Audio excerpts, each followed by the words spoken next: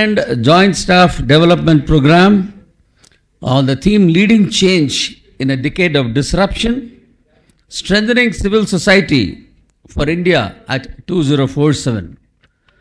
For all those of you who have not been able to join us yesterday, so we've had a fantastic inaugural session day before yesterday with a keynote and a special address. And thereafter, yesterday we had 4 special sessions. The first one was on civil society in India 2047, the road ahead. Second session focused on CSR funding, what the corporate looks for and the way forward. The third session was on future-ready NGOs, governance, compliance and institutional sustainability. And the session 4 was on technology, AI, digital ethics in the social sector. So you would have seen that how all the 4 different sessions were paced with very, very interesting themes. And all those who have attended the program yesterday, we had a discussion in the evening to just review the whole thing, what happened. And each session was so very engaging. All the speakers made it so very interesting with their life experiences, making presentations and all that. Today, I'm sure, is not going to be any different. If at all, it can only be better. So, ladies and gentlemen, we have 3 sessions today. 2 sessions prior to lunch and 1 session post-lunch. And thereafter, we have the breakout sessions. So, the first session this morning is going to be on a very, very interesting topic. The whole world talks about talent management. This is going to be on talent, volunteers and second-line leadership. And after the tea break, we're going to have the second session, which is on communication, credibility and media management, which is very, very important for NGOs these days to function. So these are the themes that are going to be there in the first 2 sessions prior to lunch. And after lunch, the session that is going to be really impactful, we are going to have well-being, burnout and mental resilience in the development sector. You know, social sector is so very demanding. So there will be some burnout and things like that. Mental resilience, how it is important, that's what is going to be discussed in the session after the lunch. And for the breakout groups, there has been some change in the composition of breakout groups because of Dhwani Foundation not being available. May I request my team to just put out that for the breakout rooms once again, Elango, if you can just show it on the screen as a reminder to everyone, so that the team members can start thinking about it right now, and we can have a fantastic breakout session. So this is going to be group 1. There have been some changes. Please do note down. If that person is not here, maybe his team member can note down. So this is team number 1, which will be led by group 1 led by none other than Mr. Uday Shankar Prasad Singh Ji, and he's all here to lead team 1 there, and he's got his own team from Vishwa Kendra, IIYW and SSD. Next, group 2, please. So group 2, once again, its group 2. Group 2, Mr. Gandhi Das, I'm sure he'll be joining us very soon now. His team, of course, is here. So he will be leading team 2 with this kind of a composition. And group 3, since Mr. Gopinath and his team are leaving, so I will be taking care of group 3 because there is no other choice. Otherwise, I have to have group captain Vijay Kumar. No person, they are the group captain. So, just stepping in. Of course, the team will do everything. I'll just be standing behind them. But Udayji, you don't do that, huh? Right. So, ladies and gentlemen, once again, a warm welcome to all of you. All those who joined us online, a very, very warm welcome to all of you as well. Please still remain with us. Travel the whole day with us. We have fantastic sessions coming up for you. So, let's begin the first session by inviting the dignitaries on the dais, the speakers for the first session. May I now invite the chairman, Mr. Uday Shankar Singh Ji from the Chief Executive Officer, Vishwa Yog Kendra. Yeah. Except his team, nobody's clapping. Please, everybody clap. Yeah, thank you. And then Mr. Sandip Mookerjee, we have seen him yesterday, the kind of exposition that he made. So he is again here. So opening the innings again. Once again, opening batsman for the second innings today. Very good. Then we have Mr. John Rajkumar, who's been there observing everything since yesterday, like the selector of the team. And he's going to be here in the first session as well, making his perspectives, sharing his perspectives. And then we had Mr. Dr. Dipankar Datta, Chief Medical Officer, Aravind Eye Hospital. I'm sure he's going to have an eye on all the proceedings today here. Doctor, welcome to you. Log is very important, sir. Log over is very important. So he's come all the way from Theni, ladies and gentlemen, early breakfast and early rise today. Sir, thank you so much for driving straight away into the auditorium today. Thank you so much. And with this kind of a composition, you can only expect best of the views to be shared with all our audience here and all those who have joined us online this morning. May I have the AV of the panelists, please.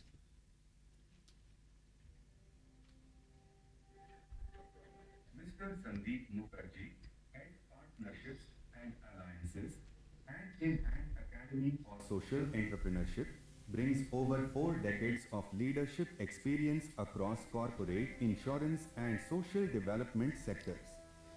Formerly Vice President, HR at Bharti AXA and President of Hand in Hand India, Mr. Sandip has extensive expertise in HR, partnerships, fundraising and organizational development. Mr. Sandip's passion for social impact continues through leadership and advisory roles across the Hand in Hand Group and other development organizations.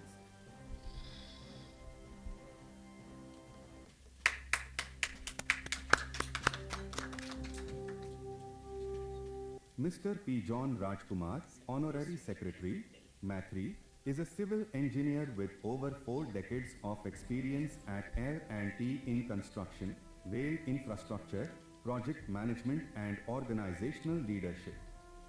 Currently a strategic advisor at Barcel, Mr. John Rajkumar supports growth and excellence in the rail sector.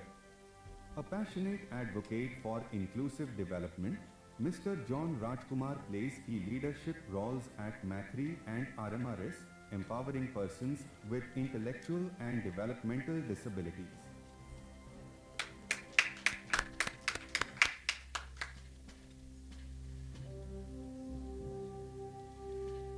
Dr. Dipankar Datta, Chief Medical Officer, Aravind Eye Hospital, Theni, is an experienced ophthalmologist specializing in general ophthalmology and cataract care. An alumnus of Silchar Medical College, Madurai. With decades of dedicated service, Dr. Dipankar Datta has made significant contributions to expanding quality eye care and community outreach in the Theni region. So, ladies and gentlemen, that's the kind of a profile we have this morning for the first session. May I now request Mr. Uday Shankar Singh to make his opening remarks and take it. Chief Executive Officer, Vishwa Yuvak Kandra, is a seasoned development professional with over 2 decades of experience across non-profits, corporates, government and academia. Mr. Uday Shankar specializes in CSR, stakeholder engagement, industry, civil society collaboration and volunteer development, with a strong focus on advancing the SDGs. Since joining BYK in 2015, Mr. Uday Shankar has led development initiatives and contributed to several national and international development programs. Thank you, sir. We welcome Mr. Uday Shankar Singh to make his opening remarks for this session and take the session forward, sir. Thank you, sir. Thank you. Thank you so much, Dr. Venkatraman. Good morning to you all. Group Captain Vijay Kumar sir, good morning to you all. Thank you so much. It's a matter of great privilege and great honor for me to chair the session where 3 stalwarts in their own fields are sitting here. They will express not only their viewpoint, but their life experience as well. They have demonstrated their life, they have devoted their life for the great cause. And ladies and gentlemen, I can assure you, though they are the 4 days program, but this session is the heart and soul of whole the event. Why I am saying that? Because without talent, nothing. Without volunteerism, nothing. We cannot think about the development without volunteerism. And without leadership, what we can do, what a society can do, what a nation can do. So, ladies and gentlemen, please, big round of applause for our 3 seasoned panelists. seasoned speakers. Though we are 40, 50 people are here, but online there are thousands of the people listening us, and they are very devoted. They have devoted their time for this particular session, sir. So I can promise you, I will not take much time, because I am also here to learn, to apply in our respective field. But before that, since morning is very good, then couplets should be very good. So, चलो कि आज फिर एक नया कारवां बनाएं. आप हमारे साथ बोलेंगे, बहुत अच्छा लगेगा. हम एक शुरुआत करते हैं एक नए तरीके से. Because I am very thankful to KS and MMA for such a wonderful hospitality and such a wonderful organizing the event. So हम लोग एक बार बोलते हैं अच्छे से, एक ताली बजे जोर तक, क्योंकि मैं दिल्ली से आया हूं, तो दिल्ली जब भी बोलता है तो दिल से बोलता है, कभी भी दिमाग से दिल्ली नहीं बोलता. तो दिल्ली दिल से. चलो कि आज फिर एक नया कारवां बनाएं, जो साथ चल रहे हैं उन्हें रहनुमा बनाएं. चलो कि आज फिर एक नया कारवां बनाएं, जो साथ चल रहे उन्हें रहनुमा बनाएं. अकेले चलकर मंजिल तो मिल सकती है, अकेले चलकर भी मंजिल तो मिल सकती है, पर सुंदर जहां बनाना है तो सबको साथ में लाएं, सबको साथ में लाएं, सबको साथ में लाएं. Our topic is talent, volunteers and second-line leadership. Before going to request my speakers, I would like to draw your kind attention that India at 2047, we are visualizing Viksit Bharat, that is the developed India. So India at 2047 will not be built only by great institutions. It will be built by great people, and more importantly, by people who are willing to take responsibility. India has an extraordinary demographic advantage. 257 million young people of age group 15 to 24. But do our civil society organization have the system to discover them, train them, retain them, and ultimately hand over responsibility to them?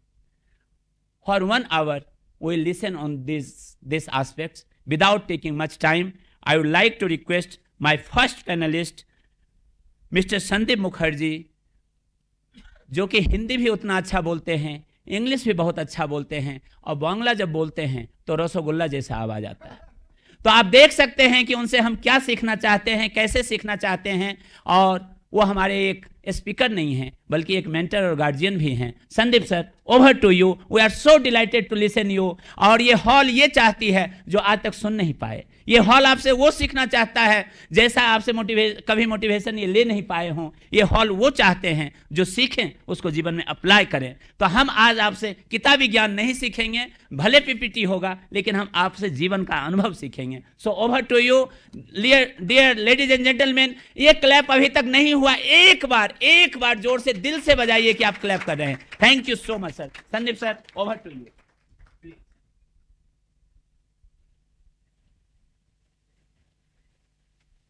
Good morning, everyone. Very difficult start with such comments. Program उदय हो रहा है, and उसमें उदय सिंह जी ने क्या कह दिया. And he's not the only culprit, sir. Group captain, sir, you're also. You said I'm the opening batsman. So you can imagine my situation. Yesterday, I was privileged to address. Many of you were here. I was the last speaker, and I said that was a challenge because all have spoken, and I had to add that. And today is the other way around. I'm beginning with everybody fresh over there. But I take this as a privilege in my utmost humility for the kind comments you've made. Thank you very much, MMA, KAS, Group Captain Vijay Kumar, Group Captain Venkatraman sir, and all of you from the MMA team, and everybody, ladies and gentlemen, for giving me this patient hearing. Yes, as he said so, very correctly mentioned. We are human-driven organizations. We do not have blast furnaces, we do not have chimneys, we do not have fighter planes. We have, even a fighter plane has to be run by a human being. So human beings have to run this. I'll make a few comments which may be would be appreciated, may not be appreciated, but I think we should speak frankly. So, how does it move? Oh, this one.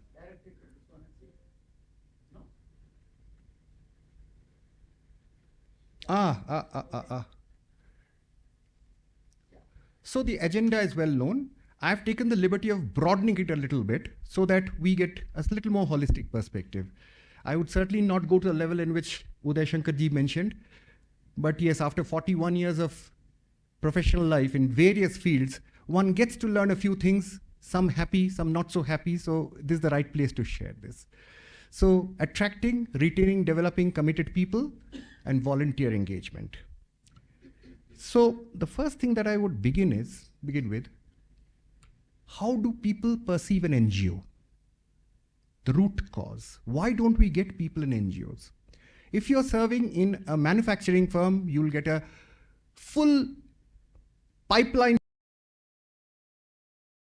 IT firm, you'll get a whole, list of people who want to join. But NGO is a different thing because the general perception of NGOs is not always positive. Ladies and gentlemen, I'm not saying that either your or mine or any of us like that. I'm talking of perception, what people generally believe. What do they think? NGO? अरे ये झोला वाले कुछ लोग हैं नाराबाजी करते हैं. They put on these jholas and all that and they're doing all this sort of stuff. Not very well professional people, unkempt people. They don't get salaries on time. They are sometimes involved in malpractices. They are also involved in plenty of other things which should not be done. Maybe there may be a few who may not be doing the right things, but that is not the reason for crucifying the entire NGO fraternity. Loans. Bank loans are not given to my NGO colleagues because banks say that you will not be able to pay back. Why that? When I had joined the NGO from my MNC life, there was a person, one of my colleagues, Badri, young gentleman, better known as Singer Badri. Singer Badri because he used to sing very well. Very meritorious, very promising, but very soon I found that Singer Badri had tendered resignation. So I said, why was that? Why did he resign? So you don't know? I said, no. For last 3 years, he's been trying, but no gentleman is giving his daughter in marriage to him because he's serving an NGO. When I said this to my wife, she said the same thing to me. Yes, if you had been serving an NGO at that point of time when we got married, my father would not have given my hand to you.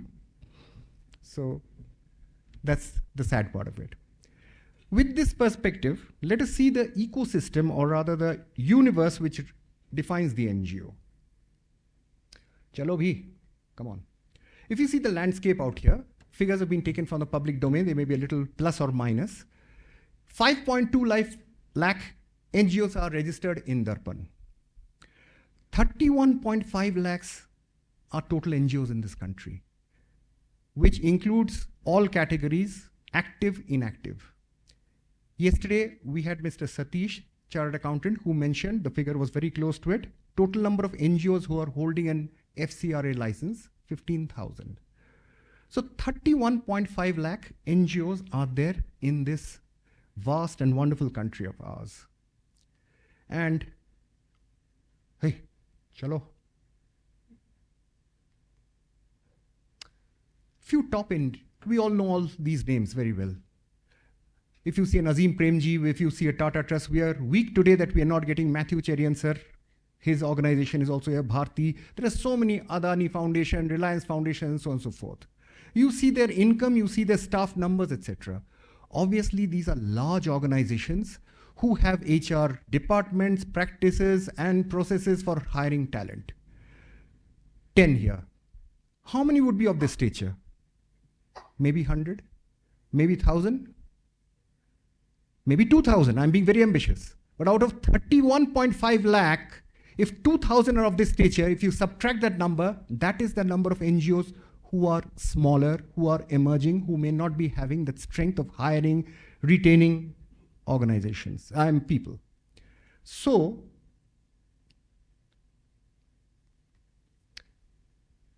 it was listening to me yesterday when it was a... So who are the balance? The balance are the other NGOs, all of them doing work in small places. You might mention places like Girindipuram, Chittampundi, Thettigiripatti, Banda, Rupavas. How many of you have heard of Banda district? Sir, आपको तो मालूम होगा बांदा के बारे में. People from Delhi would be knowing Banda. It is the southernmost district of Uttar Pradesh, bordering with Madhya Pradesh. And ladies, I'm not asking you, other people, very, very intelligent and very knowledgeable. Tell me, what would be the profession of the people out there? Any guesses?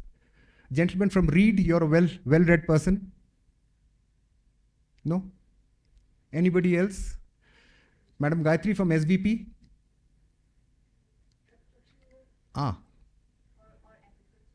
Okay, agriculture is there everywhere in the country. Nikhil is smiling.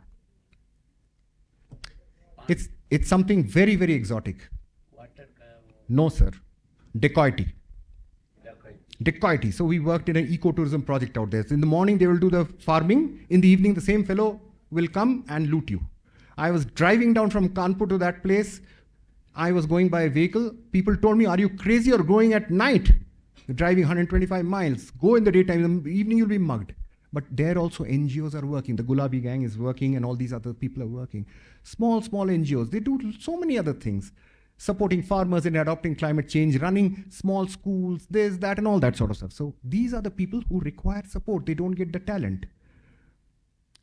So issues that we face as an NGO in sourcing talent. Number one is the main hurdle, the perception of NGO. Not the right sort on which we discussed earlier. Then skill gaps. Say, for example, we are working in an area which is drought prone. We require people, water engineers, we require hydrologists, etc. But we are not getting them. We are getting construction engineers and all these people. Huge interior pay because we are not working in the Bangalores or the Chennais or the Delhis or the Mumbais of the world. We are working small places, working in remote areas. Uncertain working hours. An NGO employee does not work from 10 to 5 or 10 to 6. Any time and every time is the working time. Just to cite an example, sorry, I'm taking a little time, I'll be sharing all these sort of things. We were working in Madhya Pradesh, in Indore, and we were actually not in Indore, it was a interior village. We were doing a health program out there for which the health ambulance, I wouldn't call it, a health vehicle, mobile medical clinic, used to visit the village 3 times a week. Now what happened was, for that purpose, we had to engage a doctor. Very difficult to get a doctor who would go 3 times a week to the interior place because it was 2 hours driving time.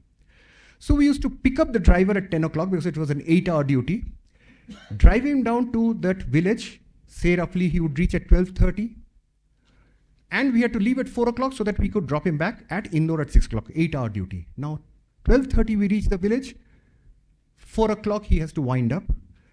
In the village, there are no patients because all these are farmers. These people are farming. They don't have time to come and meet the doctor. And more difficult thing was that when we had to make this arrangement, we had to take food for the doctor in tiffin carriers. When we used to offer the food, 10 people from the village would come and say, "Hum bhi khayenge." These are ground realities. In this sort of a place, how do you get people to work? Sir, from Theni, you're smiling. I'm sure you can relate to the problems which we face. Demanding assignment, dealing with rural communities. They are people who have never seen happiness in their lives. Of course, their definition of happiness and mine may be different. This lady whom I show in various forums, she embodies our beneficiary. Look at her. She has no shoes on her feet. Look at her dress. She's carrying load, yet she's smiling. These are the people whom these are people. They have to work with a different level of passion altogether. They have to work with a different commitment altogether. So that is why it's a hard life. It's not always easy to get people for an NGO. Oh, bhai. I think the battery is conked off or something. So I'll take the liberty of saying how in hand India, the organization which I've been privileged to serve for the last 15-20 years, how we've done. So I need to say a few words about this institution. We started at the cost of repetition. Yesterday I mentioned, but today I thought let me put it in a slide.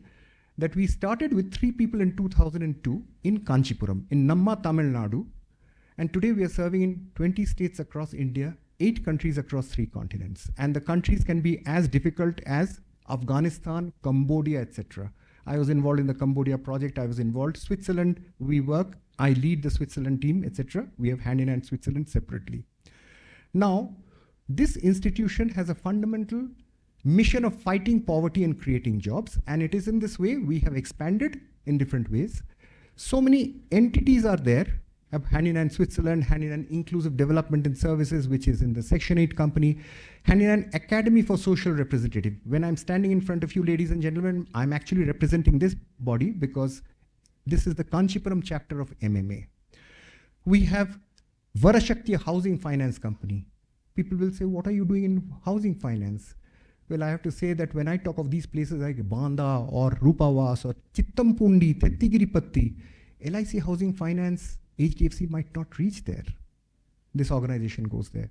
Sahasanka takes care of insurance requirements, so on and so forth, we are there. But despite that, you can imagine the level of engagement or the work which our HR teams have to do to ensure that this organization has the talent pool in such vast territories with so much of diversity. So we have social development practitioners, we have got educationists, domain specialists, chartered accountants, specialists in management, HR, M&D, communication, civil engineers, and so on and so forth. And we run so many projects at the moment, 160 ongoing projects supported by 64 donor partners. So this is the way you can imagine how our HR team has learned it. Beautiful. The moment I say HR team has learned, this is bolted. Oh, that was snappy. That was fast. Come on, dear.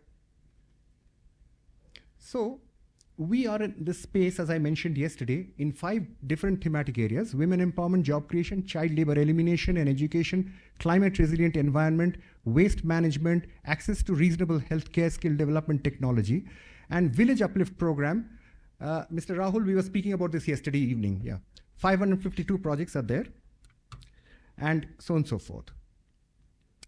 So some numbers are there, job creation numbers and so numbers, 1.11 million jobs, etc. created and so forth. So I would not encroach upon your time and come to this area that we are trying to do.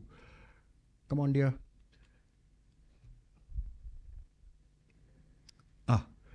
We've been recognized by various bodies, by the President of India in various forums, the United Nations and so on and so forth. I'm totally weak.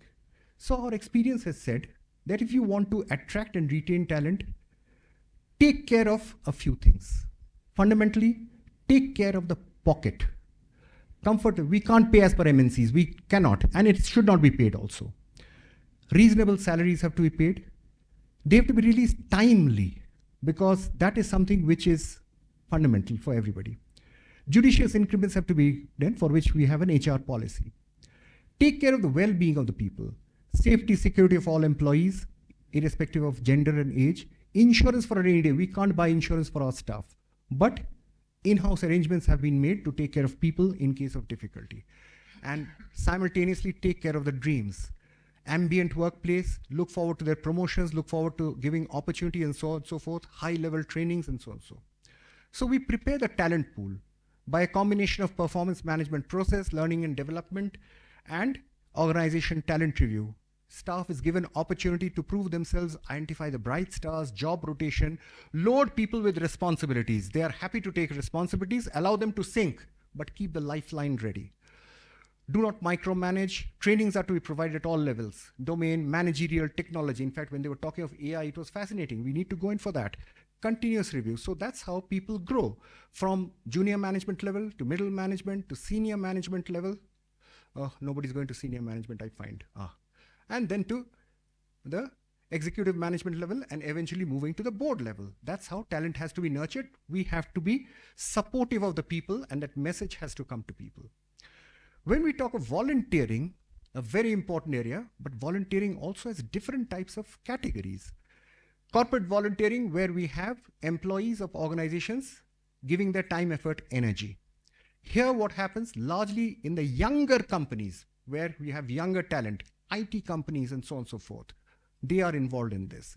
Or these organizations which are into banks and so on and so forth who do this work, they are into it. But there is also another case of volunteering, Samaritans, senior citizens, etc. We have lots of people working within temples and hospitals rendering service. Volunteering by village communities, we engage that also. This is part of our HR thing. Today we are privileged to have about 59,000 volunteers who work in this way. Plus, in-house volunteers. My own people, they are involved in various other activities, disaster relief, when we organize eye camps, blood donation camps, health camps, and for any other social purpose. So altogether, it is a mixture, how we have been able to remain afloat, how we have been able to attract, retain, and manage talent. So with these few words, I conclude. Thank you so much for your patience. Thank you so much. It was wonderful presentation, sir. And we will take questions after a while.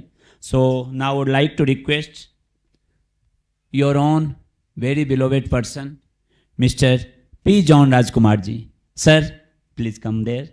And we are eager to listen you, sir. Thank you so much. थोड़ा जोर से, हल्का सा. Yeah. Clapping is the best form of exercise. Thank you so much. Thank you. Good morning. In fact, I'm very scared because with such eminent speakers and experienced speakers, I'm not a speaker. Rather, I'm, I would say, a worker. But still, I want to share our experiences. In fact, the civil society is a very large canvas. In that, we, a group of parents, are a small dot. But nevertheless, we felt that our experience or what we have gone through will definitely open up or create more opportunities for many such parent groups that are available, or even small NGOs, because we have been talking about NGOs at a very ground level. Some of our learnings, I'm sure, will definitely help the grassroots NGOs to develop their strategies. Can I have the presentation, please? Yeah, I want to give you just a small background about who we are. Maithree, it's an association. Next slide, please. Oh, sorry.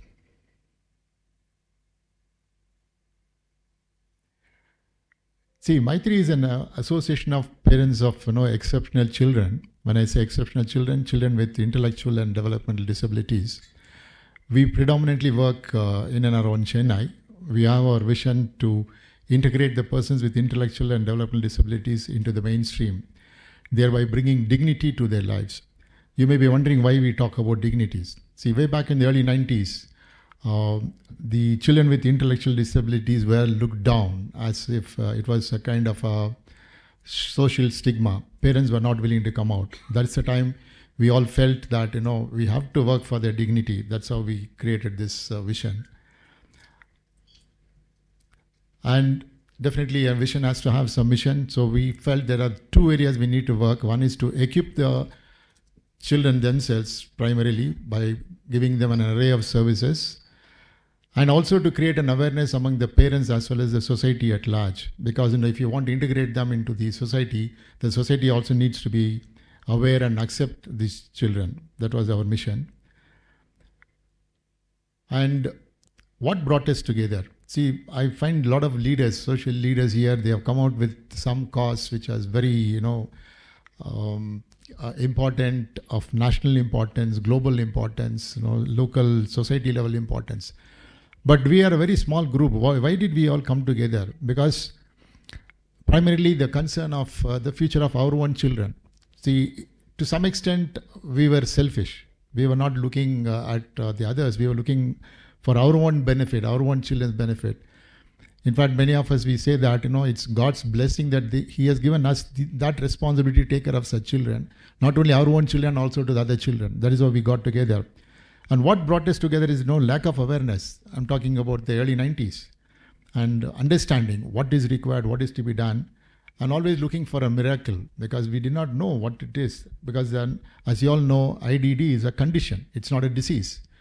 But then we were all looking for a miracle, and that's how we joined together and to plan and strategize how we can provide the services that are required for our children. And see, Maithree today, we are now 33 years old. We have impacted more than 3,500 families. Currently, we serve around 540 beneficiaries. We provide a service encompassing the entire lifespan of a person with intellectual and development disabilities. We have education centers, we have vocation centers.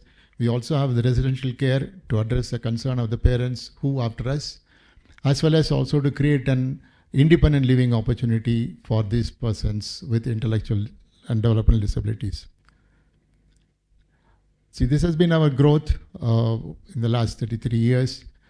The three colors talk about the educational program, the vocational program, as well as the residential program.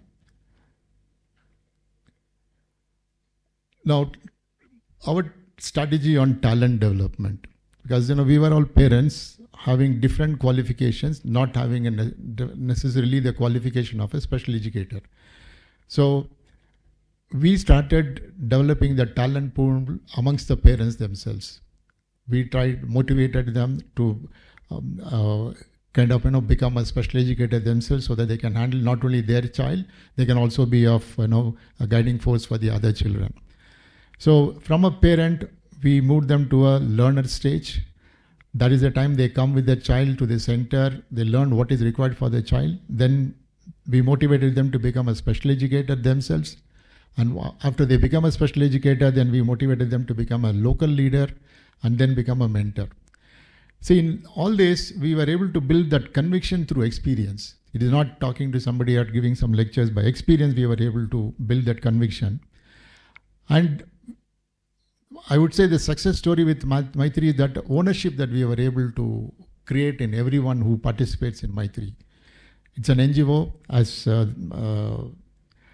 Mr. Sandip was telling, it's not a highly paid job. It is not, it's a demanding job. But when we were able to create that ownership, all those challenges have been, overcome. And as I said, the transforming the parents from the beneficiary profile to become a builders of the system. That's the, I would say, the primary success that we have. Because today more than 50% of our talent pool is parents who have qualified themselves and now have taken up leadership positions. As you know, this, as I said, it's an association of parents of exceptional children. So the entire administration, management, board, everything is only comprising of parents. So not that we were all very well qualified people. Over a period of time, we have acquired that skill as a group and we have evolved this. And over a period of time, we have seen that we are able to combine the competence, conviction and commitment and also use the compassion of these parents to take up responsibility and ownership.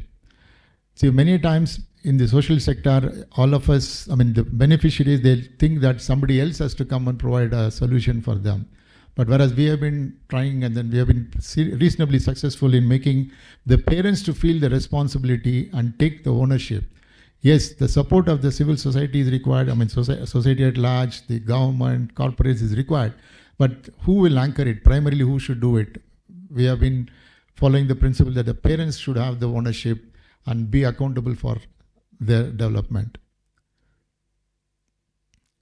In terms of volunteering, we have, I won't say we were very successful in bringing in a lot of volunteers outside the purview of the parents. Yes, parents we could motivate and bring them in, but if you look at external volunteers, but we have learned a lot of lessons. We tried many times, not very successful, but some areas we were good. And what we found is these are all the lessons learned. First of all, our internal team has to have a buy-in of how am I going to use the volunteer. Most of the time, if I have become a specialist in some area, I think that I only can do it, not others can do it. So when I bring in a volunteer, the tendency is that volunteer doesn't know, or volunteer will not know, or volunteer won't be able to handle it. So we try to become little, protective or overbearing on them. So the volunteer also loses interest. This is one lesson we have learned. So we have to have, because we have many professionals working with us, we have to have the buy-in. And we also should find out who can engage them very well.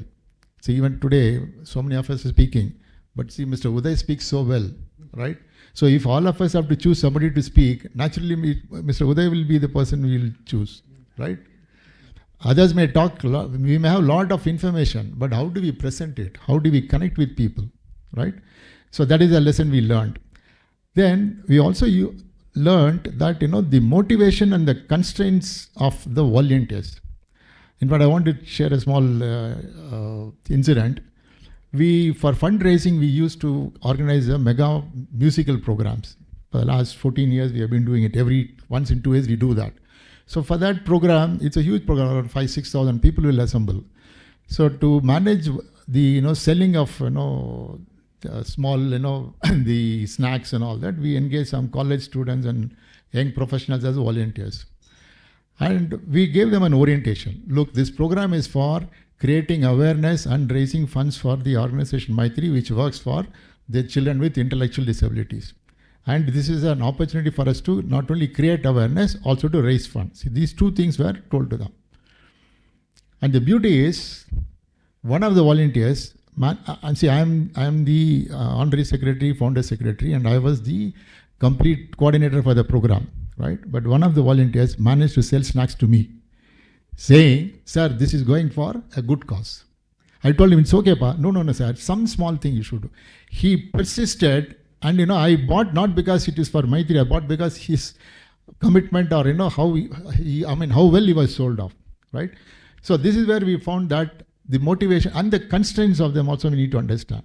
So this is our learning, and we also have to create a volunteering culture within the organization. This is what has been lacking. I won't say we have done something great. It is lacking in our own organization, but that realization has come, and then now we are trying to work on how do we create a culture of volunteers performance within the organization. And we also were not conscious about this cost element. See, many times what happens, a volunteer does it, but what is the time they spend, what effort they put in, may not be commensurate to the output that comes in. So once we started becoming aware of that, we felt that the volunteer is also happy about it, or they feel that, okay, my time is respected. I'm not asked to do a small task for me to spend some 2 hours of my time, but doing a small task. So the efficiency primarily it came with an efficiency, but we started mapping it with what is the cost and time that is required for every activity. We found that this is bringing in a good amount of, the acceptance from the volunteers or appreciation from the volunteers. And in terms of succession planning, as I mentioned earlier, what we do is the parents, we try to use them as a parent coordinator at our local centers. See, in Maithree, we have 18 centers across Chennai. So each center has got 40 to 50 parents. That's the size. So we identify initially a parent coordinator to assist whom we call a convener or the headmistress or the in charge of the program. So they get into understanding Maithree, understanding Maithree's vision, understanding the Maithree's objectives. So slowly they learn, it's a learning phase, but with a responsibility. Then we move them to the role of a convener, means they'll have to convene all the local meetings, discuss for the local challenges, and understand amongst the parents what needs to be done and all that. And then once the convener is able to invest their time and understands and willing to commit their time, then they become an executive committee member. See, this is how our leadership pipeline has been working on. And currently, all said and done, we have not created a leadership pipeline to take over from us. Like, I've been involved in Maithree for 33 years. But then who is going to take over from us? We are a group of parents, executive committee members, but we have definitely, I would say, we have not been very successful in creating the leadership pipeline, even though we brought in a lot of leaders. But the leaders to take at the apex level. So that is the journey that we have started, and we have also started giving them smaller tasks for them to independently perform. Like this fundraising program, we identified few parents and told them, this is a model that Maithree has done, now it's up for you to plan and execute that. So we are kind of, developing a cross-functional exposure for our own professionals who are all only either into vocation or whether into education. We are trying to give them a cross-functional exposure so that eventually what we have realized is that it cannot be that only the parents can be the leaders. We'll also have to bring in the professionals to work on the system. So that is the transition that we are working on. And as I've said, no, we don't really just we recruit people. We ensure that we develop people who have a personal stake in their future. So that is why the parents' role becomes a very important role. And I keep telling and most of you must be aware of this, like our dream is to get the justice. See, today we find that equality is there in many forums or many levels, and all of us are working towards an equity. But I think eventually the justice is what is required, is the dream that Maithree is carrying forward. And thank you for attention. This is our guiding philosophy. The love and wisdom of God are manifested not only in the gifted ones, but even in those broken fragments of humanity, which should therefore be carefully gathered up, that nothing be lost, which is sanctifying fingers of touch. See, this has been our guiding principle, which has been helping us to travel this far. And we hope to replicate it or make this association to become movement among the parents. Though it will be a very narrow segment of the whole civil society we are talking about. But as you all know, the disability IDD, the population is estimated to be 2%. And if we say that is 2%, taking into the other family and others, it will be easily 6 to 7%. So we are trying our level best to see how we can bring everybody together to have the same approach and ultimately benefit the children with special needs. Thank you. Thank you, sir. In the early you spoken that you are not good a speaker. There is only one prayer from the Almighty. All the learned person can be a speaker like sir. So you have spoken very softly and very informative message. Thank you so much, sir. Thank you once again. Clapping for sir. Dear friends, there are only two traditions of the distributing foods. Anywhere, any part of the world you will go, there are two traditions. One, in the beginning, sweet will be distributed, and in the end, sweets will be distributed. In Rajasthan, in the beginning, sweet will be distributed, and in the end, Kolkata, Bengal, in the end of your delicious food, sweets is being distributed. So, Mukherjee साहब, आपने रसगुल्ला परोस दिया शुरुआत में. अब हमारे बीच दीपंकर दत्ता साहब हैं, जो वेस्ट बंगाल से हैं, और उनकी परवरिश ही रसगुल्ला बांटते बांटते हुआ, खाते खाते हुआ है. और अरविंद आई हॉस्पिटल, जो कि भारत का सबसे प्रसिद्ध आई हॉस्पिटल्स में है, उसके चीफ मेडिकल ऑफिसर होते हुए भी आपने जो सर समय दिया, sir, we are too delighted and we are too grateful to you. Over to you, sir, please, with big round of applause, please. Good morning to all, and wish you a good day on behalf of Aravind Eye Care System. Thank you, sir. Uday Shankar ji. Mukherjee साहब ने तो रसगुल्ला दे दिया. इधर तो रसगुल्ला नहीं मिलता. So I'll get Mysore pak. Yeah, for all of you. So this is.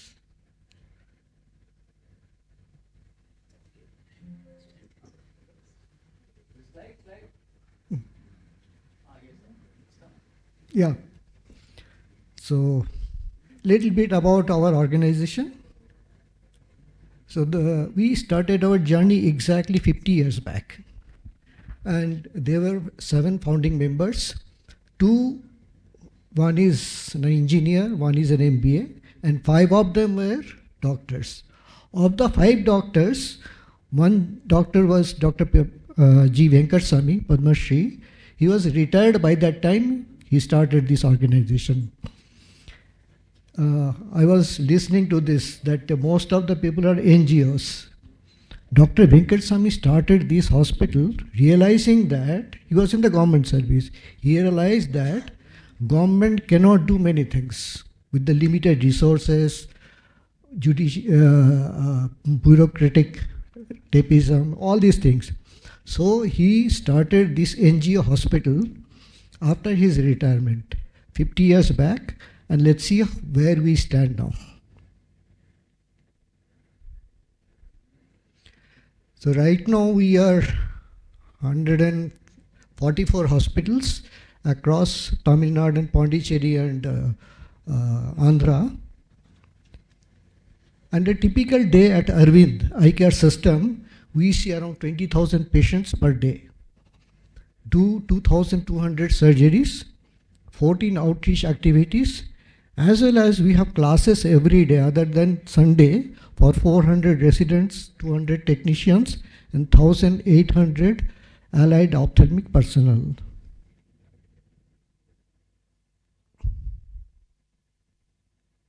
As I told you, the geographic presence, we are in Tamil Nadu mostly, 136 hospitals or service outlets, 6 in Pondicherry and 2 in Andhra Pradesh.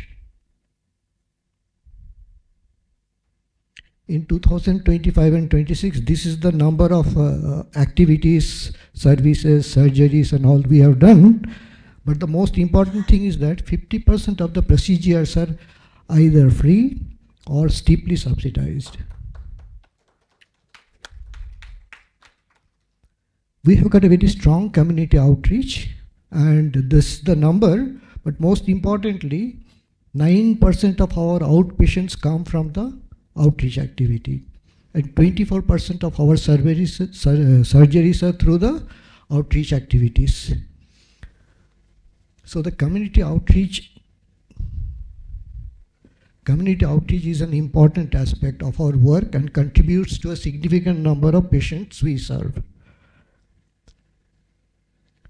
So we have seen 98 million since inception. 11.6 million surgeries were done over a period of time.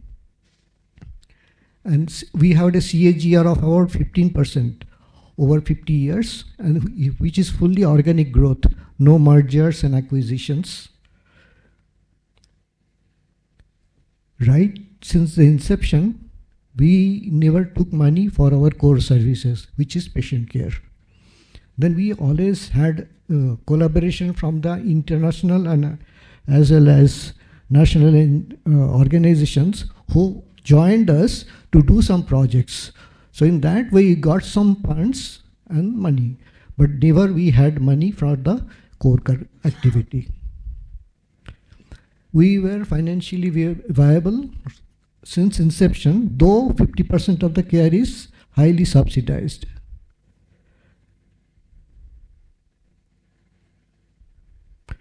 This is the patient. This is the number of patient people behind the patient, our eye care services. 13% doctors, 63% paramedics, and 24% admin and support staff. We also do publications. We do research, basic as well as clinical research. We publish those results as a research paper, and also we do hackathon, whereby our patient care problems are taken into the workshop, where we join with the engineering institutes like IIT, VIT, and try to solve a problem and convert that solution into a product. We are a massive teaching center also.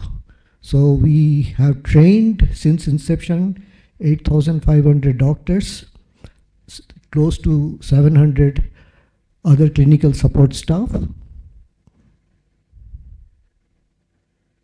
In the non-clinical side, we have trained 3,300 non-clinical people, which includes heads of eye hospitals, program managers, hospital administrators, fellowship in eye hospital management, project managers, like that. We mentor a good number of hospitals across the world, and as of now, we have got 395 hospitals spread across 29 countries, and through them, we have done, or we are doing 10 lakh surgeries additional than what we do in our hospitals in India. We also have a sister concern, this Oro Lab. Interestingly, till 1992, the intraocular lenses, which is very common now, everybody knows about it, it was not available in India. We had to import, and then many people could not afford it. So that time our founder chairman, he thought that unless we manufacture it in India, we cannot give a quality care to the people of India, majority of Indians. So he thought that we should manufacture our own lenses. There was no lens manufacturing unit in India at that point of time. So this Oral Lab was established as a sister concern. Now, Oral Lab manufactures not only intraocular lenses, the sutures, needles, medicines, surgical blades, ophthalmic equipments. Now, this Oral Lab holds the 10% of the global market share, and it's used over 150 countries. So it is truly made in India and made for the world. Our core competency is eye care, which we provide with compassionate quality and at an affordable cost to all. Apart from that, also we have education, training, research, consultancy, capacity building, ophthalmic supplies and equipments, all aimed at our vision of eliminating needless blindness. As with all other organizations and industry, we have attrition. So 18% doctors, 14% paramedics, 12% admin staff, 17%, 18% support staff. On an average, 14% people leave the organization at some point of time. But then if you look at this slide, this is the allied ophthalmic personals. 49% of the staff are trainees. Why it's important is coming back to that. We have got a model of developing people for the continuity of the services. And this model actually helps us in drive a robust talent pipeline to compare the magnitude of blindness to a systemic workforce development. So we train doctors, we train managers, we train allied ophthalmic personnel. So as of now, we have trained 11,000 allied ophthalmic personnel, 7,600 doctors, and close to 3,000 admin managers.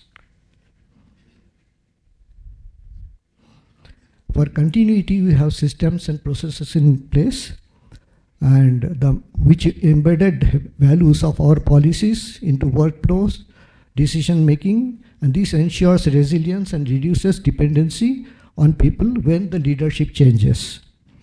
So even if the leader changes, the systems and processes keep the work going on smoothly.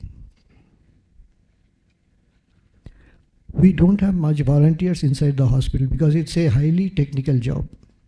But we have a huge role of volunteers outside the hospital where we can't go and work. So most of the time these camps, as one of my first speaker told, that they also organize camps, right? So what you do is you organize it, and then doctor comes and treats them. Our job is that part only. Come, treat, and but then organizing a camp is a huge work. You have to mobilize the people. People should know where to come, how to come, which day to come, who will take them and how they will be returned back, all those details. So there we take the help of the other NGOs. It can be Lions Club, Rotary Club, industrial houses, churches, any religious body, even including individual. So we have got an outreach activity department which guide people on how to organize camps. And we have got a very strong partnership with the community, and mostly for organizing camp and serving a huge number of people. So if you see that 9% of our all outpatient and 24% of our surgery comes to these camps. We also have other volunteers who has helped us to build our leadership over a period of time. This for capacity building. There are people from the functional areas. If you look at the third person, Mr. Mike Mayers, He's a videographer and photographer. So you'll be wondering what a videographer and photographer has to do with the hospital. But then we see, unusual patients, rare diseases. So we need to document it and share it to the whole world so that people who have not seen them, they can learn. So he comes and teaches us how to do proper videography, photography, and thereby the communication with the other people in other countries.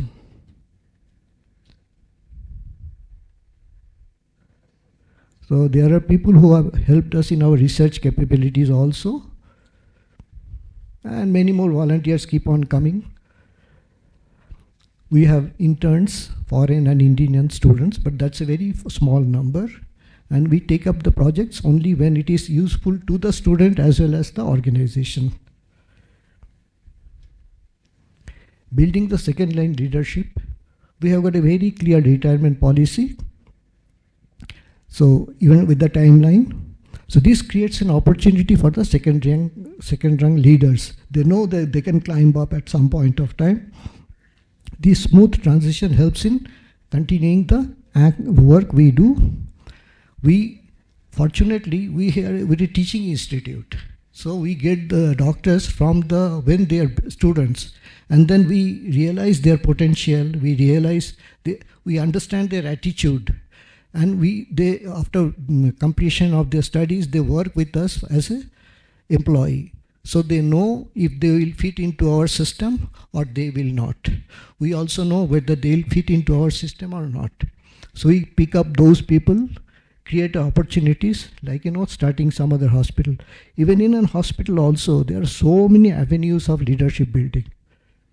And the succession plan with the internal candidates helps us in aligning with the core purpose.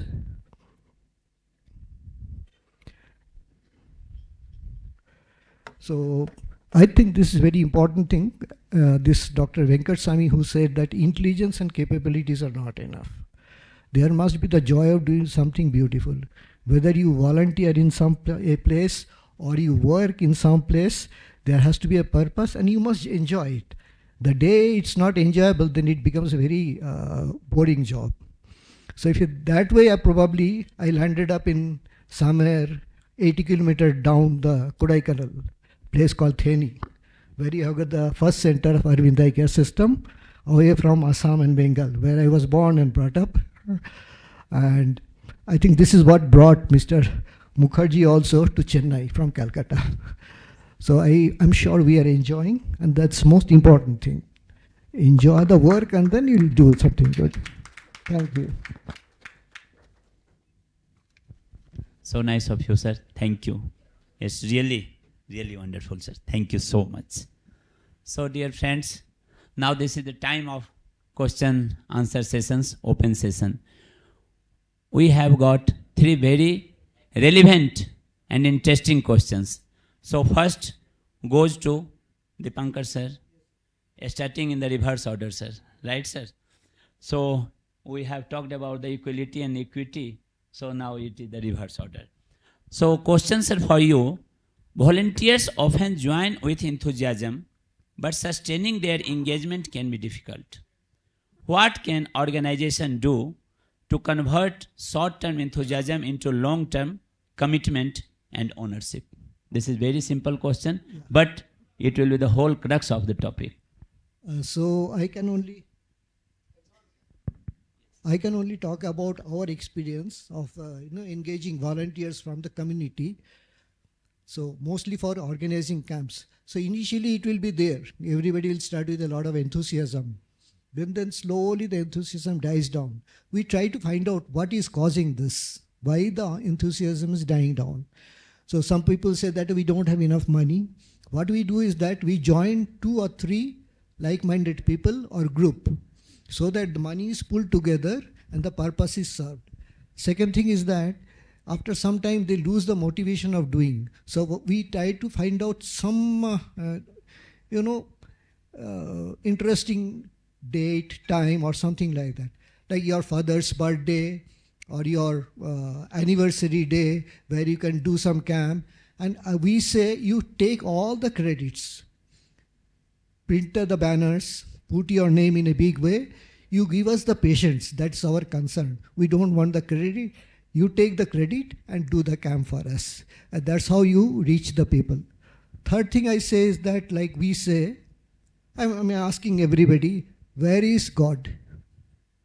He's in the temple, church, or mosque? Everywhere. Then why we go to temple? Even if you go to the temple, why you have a priest? Why you need to have a priest in between? So this, we say that these volunteers or those who organize volunteers are like priests. They connect me to the patient. Without them, I cannot connect. Like the way you believe that no, without the priest, you cannot reach the God.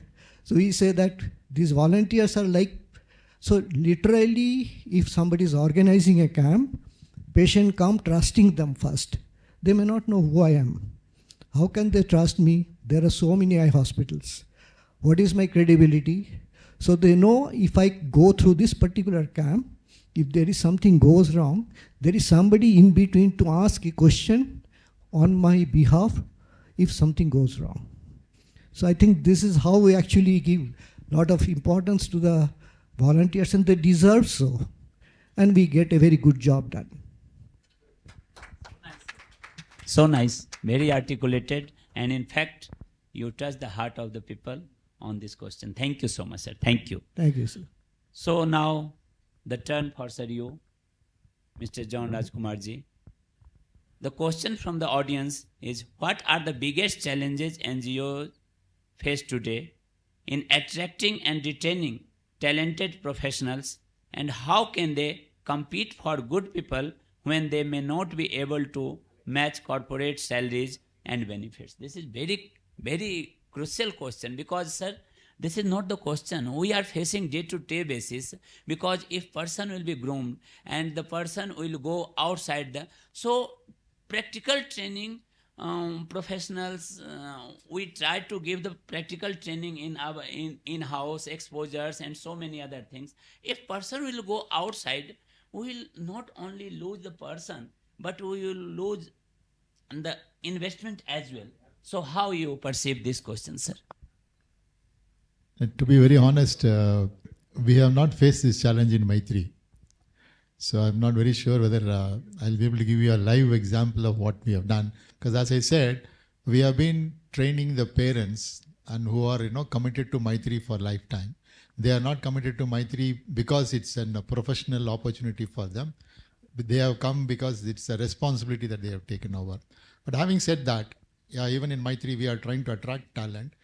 One aspect that we are trying to do is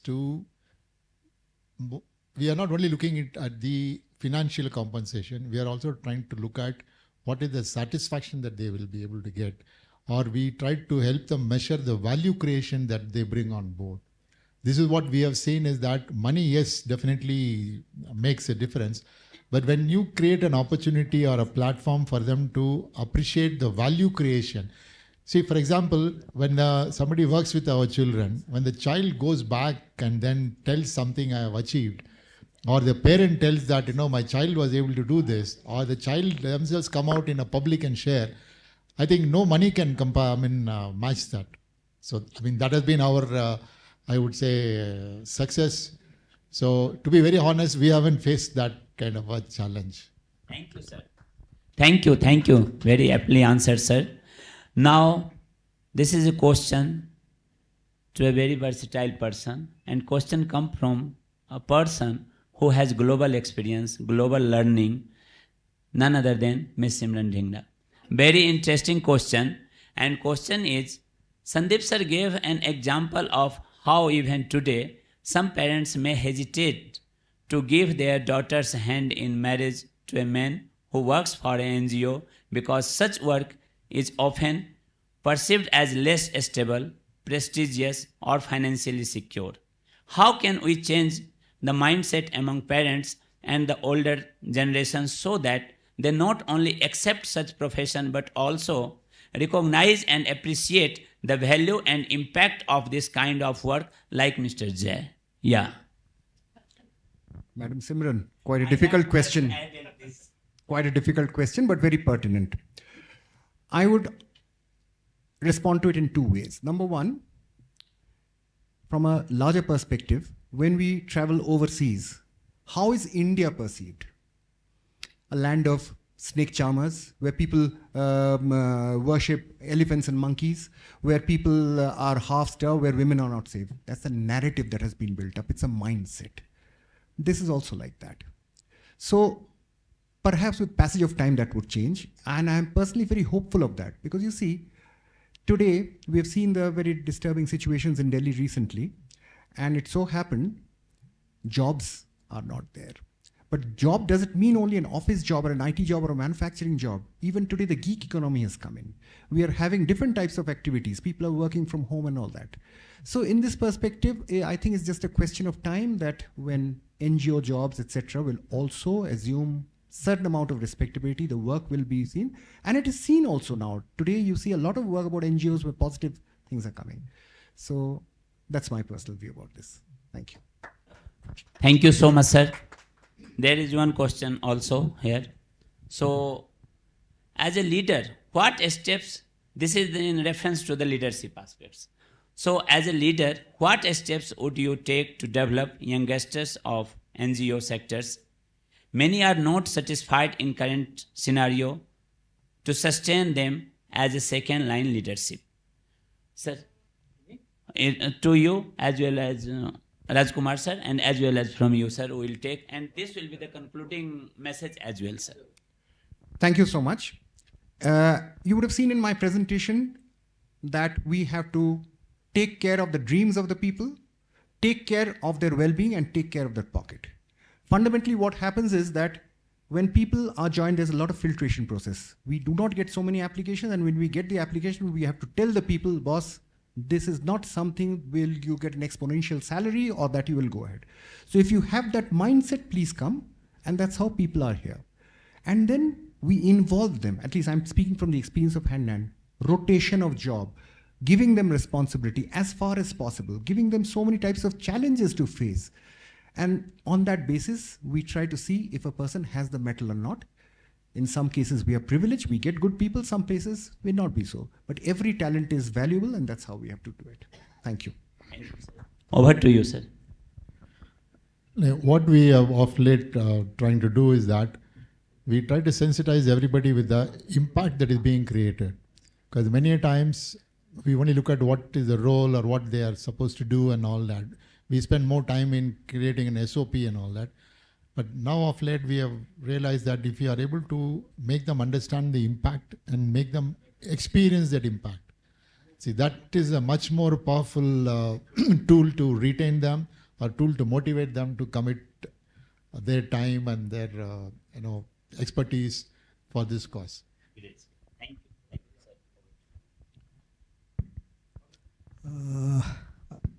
you, sir. About the retaining or Yes. second line leadership. Yes. Actually, I think It's all about retaining and leadership. About the retaining part of it, I feel it's not the money alone which makes a person's not leave a job or an organization. When we get a person as a student, he's a raw piece of stone, diamond, uncut, unpolished. It doesn't have any market value. When it is properly cut, has got multiple faces, all shining equally, then only you will buy it. So what we do is that we are actually getting raw hands and polishing them and making every face shine equally. So we look at their talent pool, look at their attitude, look what makes him enjoy happy. Some are very good at photography, videography, as I showed you that we have got volunteers. Some are very good at education. So we put them in the line of education because we have got a huge teaching institute. Somebody is good at controlling managing finance, so we put them in the finance part of it. Somebody is good at construction. Somebody is good at inventing new things, and then we give them an opportunity to create those inventions into products so that it can be marketed all over not only India, all over the world. So I think that's very important to have a person understand his mindset and groom him accordingly. The whole grooming itself will take care of the second line, third line leadership.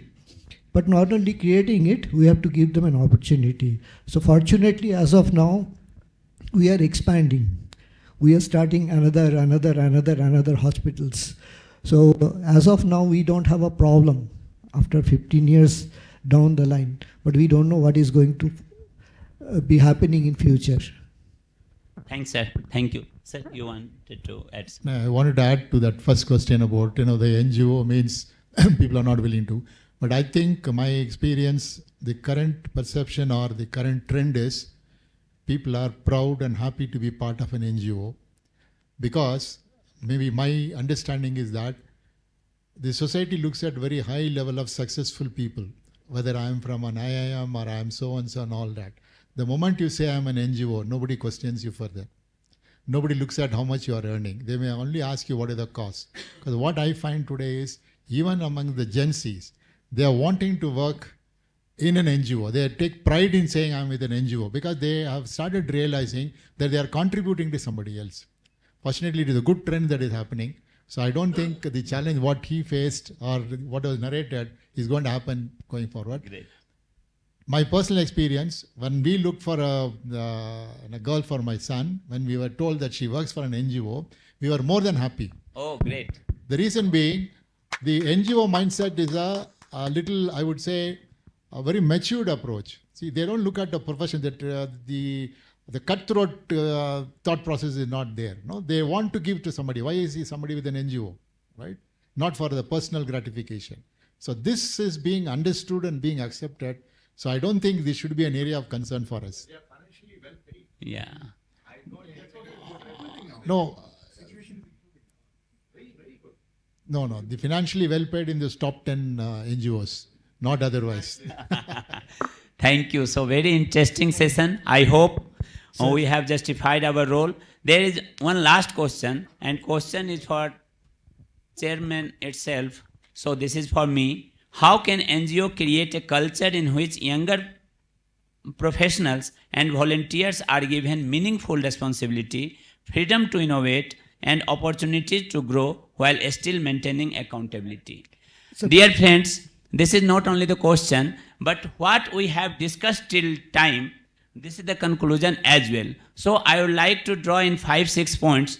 That is the make talent development a core organizational mission. Not just like a project, but it should be like a mission. Build a structured volunteer to leader pipeline. Third one, identify young talent early and give real responsibility.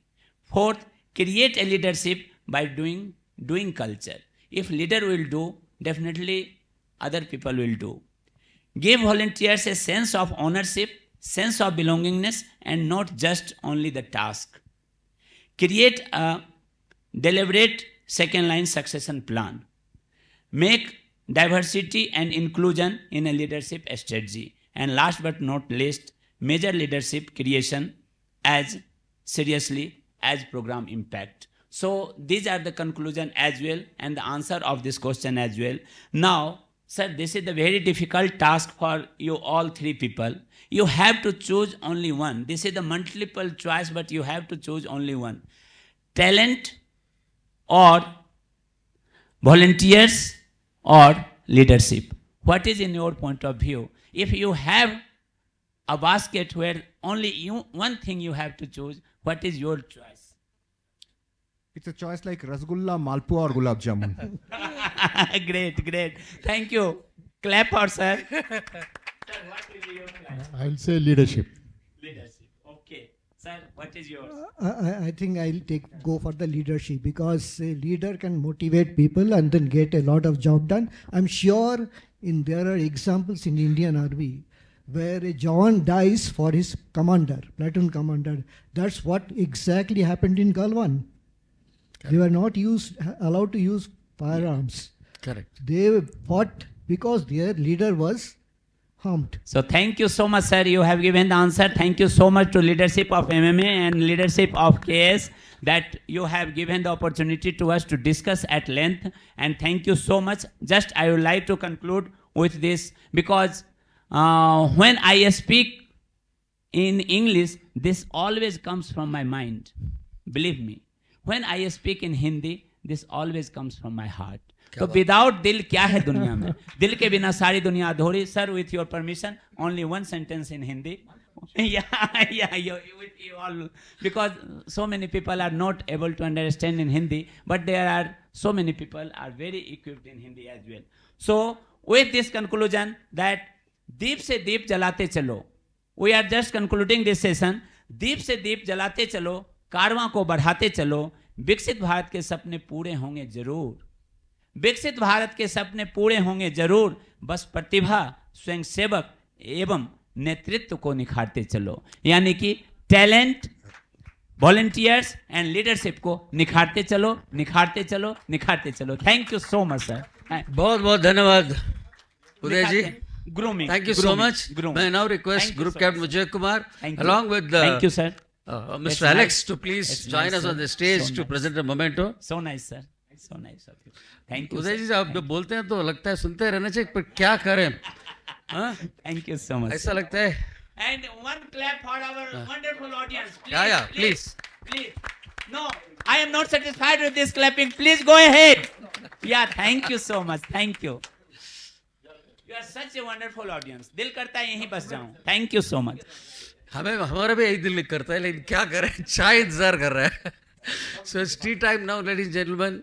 So a cup of tea or coffee, whatever you could grab within the next 10-15 minutes. All those who joined us online as well. So this is Mr. Alex presenting to Dr. Rajkumar and Mr. Uday presenting to the doctor from Aravind Hospital, Dipankar Datta ji. And we have a coffee table book to be presented to Mr. Sandip Mookerjee.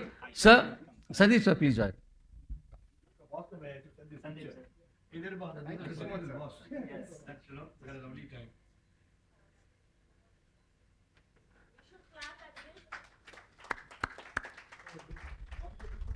Yeah, given sir, given sir.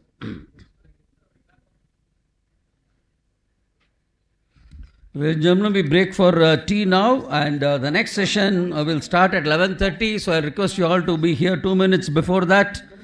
The communication, credibility, and media management is the next session. All those who are watching us online also, may I request you to have a cup of tea or coffee and join us back at 11:28, please. Thank you.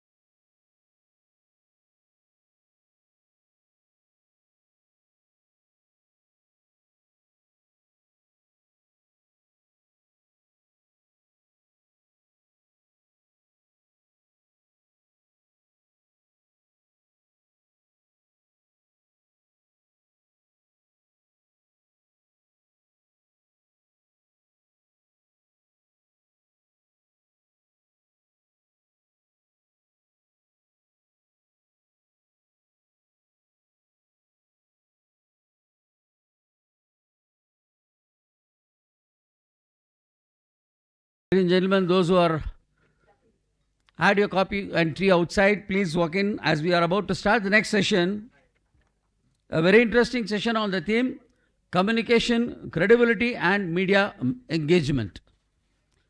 So to drive this session, to chair the session, we have Group Captain R. Vijay Kumar, Visesh Seva Mandal Executive Director MMA, and we have two eminent speakers in Ms. Maithree Balan, CEO of SVP India, Chennai chapter, and Mr. Bhanu Kumar, founder Ara Associates. May I request all three panelists to please take their place on the dais.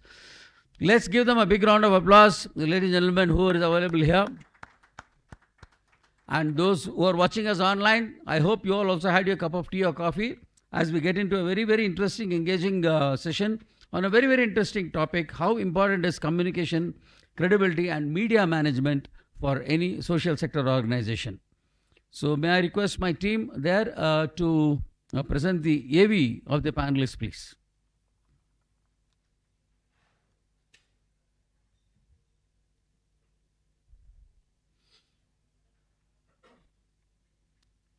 Yeah, I think others can also carry the tea or coffee inside, please. Maithree Balan, CEO, SVP India, Chennai chapter, is an Oxford Persian Square scholar and Tata scholar with over 8 years of experience in the non-profit sector. With an interdisciplinary background in engineering, social policy and management, Ms. Maithree Balan is passionate about building meaningful partnerships among corporates, non-profits and government to maximize social impact. Ms. Maithree Balan also actively mentors students pursuing higher education and scholarship.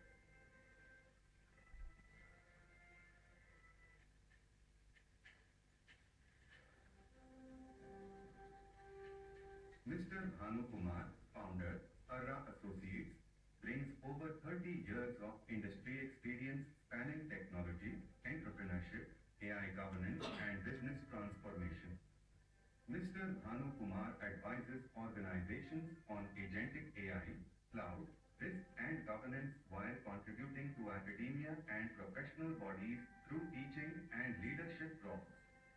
Recognized among the top 10 leaders creating global impact 2025, Mr. Bhanu Kumar also mentors startups on growth, innovation and regulatory readiness.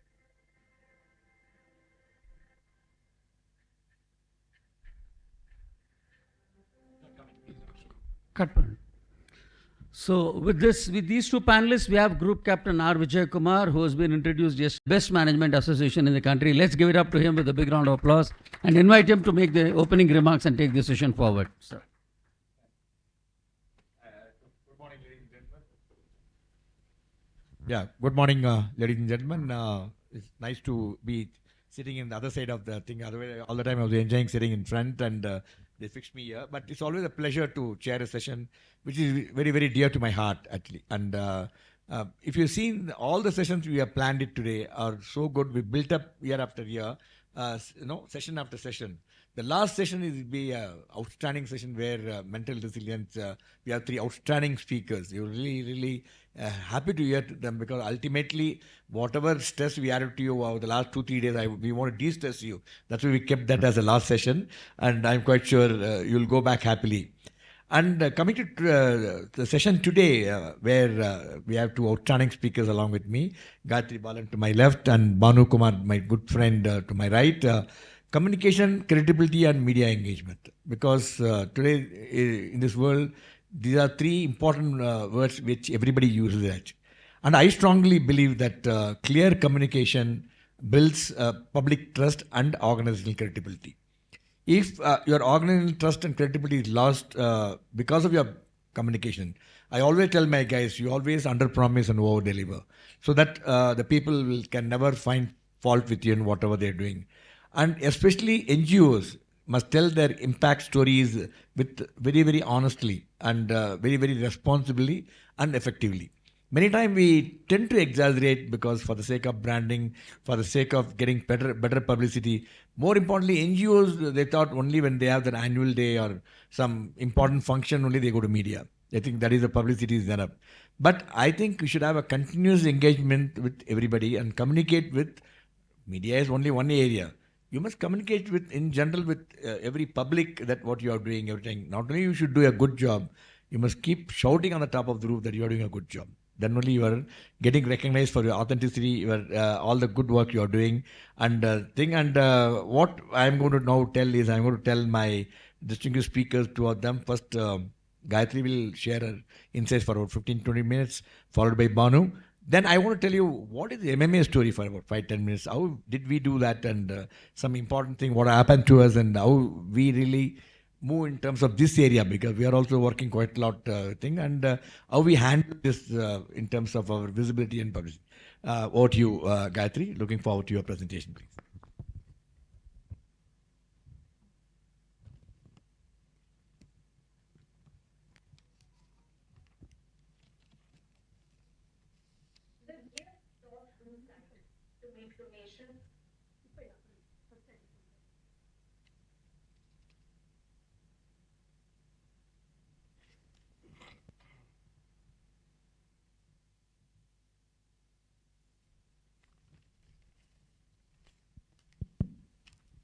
Good morning, all. Thank you for giving me the opportunity to speak today. Thank you to KAS and to MMA. And it's lovely to share the panel with Group Captain Vijay Kumar and Mr. Bhanu Kumar. And great hearing the earlier discussions today, especially on volunteering, talent, and second-line leadership. So Bhanu and myself have split this session very interestingly. I will be speaking more from the communication angle for donors, what donors expect in terms of pitching your story in an effective way. And Bhanu will be speaking more about credibility and media, because that is also his specialty. So quickly moving forward, just a little bit about SVP. So I come from Social Venture Partners, SVP. I lead the Chennai chapter of SVP. Social Venture Partners has been in India for the last 12 years. And we bring together philanthropists for them to commit their time, expertise, and funds towards capacity building of small nonprofits. Just a bit of our story, we have a structured approach in which we engage people who want to transition from corporate space to philanthropy space. They can become advisors for small nonprofits. They become part of grants committee, grants review committee, which are all voluntary roles within the organization. We're a community of like-minded people across 8 cities in India. And it's a high touch and local impact model. So people who sign up to be advisors for our portfolio NGOs have to spend about 6 to 8 hours a month mentoring these NGOs in their respective areas of expertise. If you come from a finance background, you can choose to strengthen finance and accounting vertical of a small NGO. If you come from a marketing background, you can choose to strengthen marketing and branding for a small nonprofit. And apart from this, we provide small grants from our end. Our philosophy is to provide the capital which is difficult to raise elsewhere. So we believe that most NGOs are able to raise funds for projects from CSRs, and where they struggle is capacity building. And capacity building should not be seen in the narrow term of training of employees. We're talking about the capacity building of the organization itself. So what you typically say as the admin cost, when you apply to a donor and they're saying cap the admin cost at 10%, cap the admin cost at 5%, we think it's very unfair, because admin cost is the core cost of the organization. And nobody asks these questions from a for-profit organization, right? Like, what's the core cost or an admin cost at Microsoft or Google or Amazon? It's as high as 35% or 40%. So most of our funding goes towards staff salaries, putting up websites, getting an ERP in place, putting Tally in place. Sometimes also goes towards funding rent of office space, because we believe nonprofit talent should also work from inspiring spaces. That is our footprint across India. We were started in Bangalore about 14 years ago, and interestingly, I met Sandip Mookerjee, sir, who implemented the first project 14 years ago on 26th August 2012 for our Bangalore chapter, and today we are on 28th August 2026, so a very interesting connection, and thank you, sir. We have about 520 partner units, so we encourage partners to join as a family. I mean, the last 1.5 days I've been here, I've seen most of you have come with your spouses. right? And in social impact space itself, we spread a lot of the positive vibes through the family, right? We want our spouse or our children and the next generation to carry this forward. So we encourage partners and members to come in with one family member, could be a child, a spouse, or sibling. We've supported about 120 NGOs. This year, we're supporting about 120 nonprofits across India. These are typically small nonprofits with a budget of less than 3 crores. Typically, that is the budget range we operate in. We have enabled 31 crores in contribution in last financial year. So by enabled funding, we mean we've been approaching CSRs and other foundations with our portfolio of nonprofits saying, we invest in these NGOs for capacity building. Would you want to invest for projects? Would you want to give CSR funds? And since inception, we have enabled about 66.5 crores. And most importantly, our members have given 1 lakh plus hours in pro bono consulting. So pro bono consulting is a fancy word for volunteering, right? When we talk about volunteers, we typically think of college students or very young people. But why should volunteering stop there? Why can't a 60-year-old person continue volunteering? A person who was the CXO of a company, why can't he or she continue to impart that knowledge? And this is where I think nonprofits struggle to get that kind of expertise free of cost. So we are asking our members to give 6 to 8 hours a month of their expertise free of cost towards mentoring of NGOs. Okay, so now I enter into the meat of the story. I just give a little bit of a background about what SVP was. So I've been working in the sector for about 10 years now.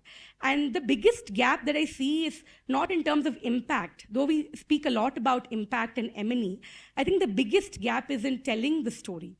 It is in communication. And so many founders that I have met, they're immersed in the work that they do, but they're not able to communicate it effectively. And there's often this feeling that, if in the startup world, we have this elevator pitch. When you're going up the lift, can you tell me your story in 2 minutes time and get funding for that pitch? But I think in the nonprofit world, we feel more is merrier, more the better, right?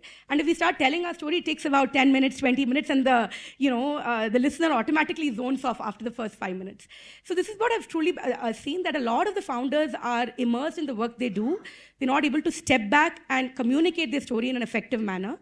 And so the funding actually doesn't go to the best organizations. The funding actually goes to organizations which tell the best stories, I feel. So it's about the way you're communicating. Just now, Group Captain Vijay Kumar said that you need to keep communicating what you do, consistently for people to know what you are doing out there. So in SVP as well, I have experienced this. So for most of our meetings with our members, we bring in a nonprofit to pitch their work. And then we take a vote among our partners, very similar to the venture capital world. We take a vote among our partners saying, would you want to start working with a nonprofit? And only when we get a majority vote, we go ahead. So it's mostly when nonprofits tell their work in a plain, simple, and effective language, they're able to win the majority vote of members who are watching the story for the first time. So here communication isn't decoration. So if we look at how nonprofits are functioning, communication is a separate vertical.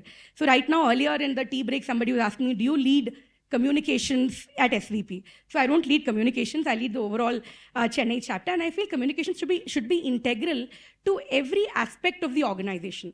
Communications and fundraising, every employee should be able to tell the story of the organization. So if we look at, for example, John Rajkumar, sir, he won't be able to be present in all meetings. So I think it's Maithree's responsibility to kind of train every volunteer and every employee to tell that story of Maithree in the best possible manner. And sir had told the story about this volunteer who convinced him to buy a product of Maithree. It reminded me of my college days. So I was volunteering for this nonprofit. The name is Fifth Pillar. They work on anti-corruption. And, we'd put up a stall during one of our college festivals, and I was telling the story of this nonprofit. So the founder of this nonprofit actually came down, and I couldn't recognize him because he had developed a beard over the last 4-5 months. He had a big beard, and I couldn't recognize him. And I went about telling the whole story in 5 minutes, and people were like, no, he's the founder. He knows the story, right? But it was very interesting that he was very impressed in the way that a volunteer was able to articulate the story of a 30-year-old organization. I was working with that only for 5 months, and I was just a college volunteer at 20 years. I was able to articulate that story. So I think the ripple effect is created when we enable every employee, every beneficiary, and every volunteer to tell our story along the same lines. So communication isn't a decoration, it's core infrastructure. And we have to also take away this misconception that communication is a natural gift. It's not a natural gift. It can be honed over a period of time, and it takes as much work as developing the program itself. So here is the catch. A lot of us work on the programs, and then we don't spend equal time in telling the story of that program or in communicating the impact of that program. And so a lot of times the communication team is seen as saying, okay, you can come, you can observe our work and then write a blog post about it. You can write a LinkedIn post about it. But I think the program team is what is best equipped. So when we heard from Dr. Dipankar Datta, because he's the chief operating officer, he's able to tell the story so well. So I think it's a program team that needs to be very well equipped to tell the story of the NGO. And it should be responsible and well-told stories. And constructive media engagement strengthens the influence. So Bhanukumar sir will talk more about media engagement. Okay, so here I want to talk about the don'ts. So here's where I've taken a little bit help from Jayant. I'm going to credit you. So I took a little bit of help from the Dhwani seminar I was invited about 2 months ago. I was invited to a Dhwani seminar. I got a lot of ideas from there. So giving due credit to Nikhil, Gopinath sir, and Jayant. So 7 ways in which you could go wrong. Let's start from where you can go wrong, right? First is don't read from the slides. So people over here are able to read what's written on the slide, and they can also hear what I'm saying, right? So don't read from the slides. And don't open with your origin story. Like classic example, I started with talking about SVP, right? But we should always think, what's the audience in the room wanting? The audience in the room is wanting to know more about communication and not necessarily about SVP. So that should come in as a back end, like, small footer.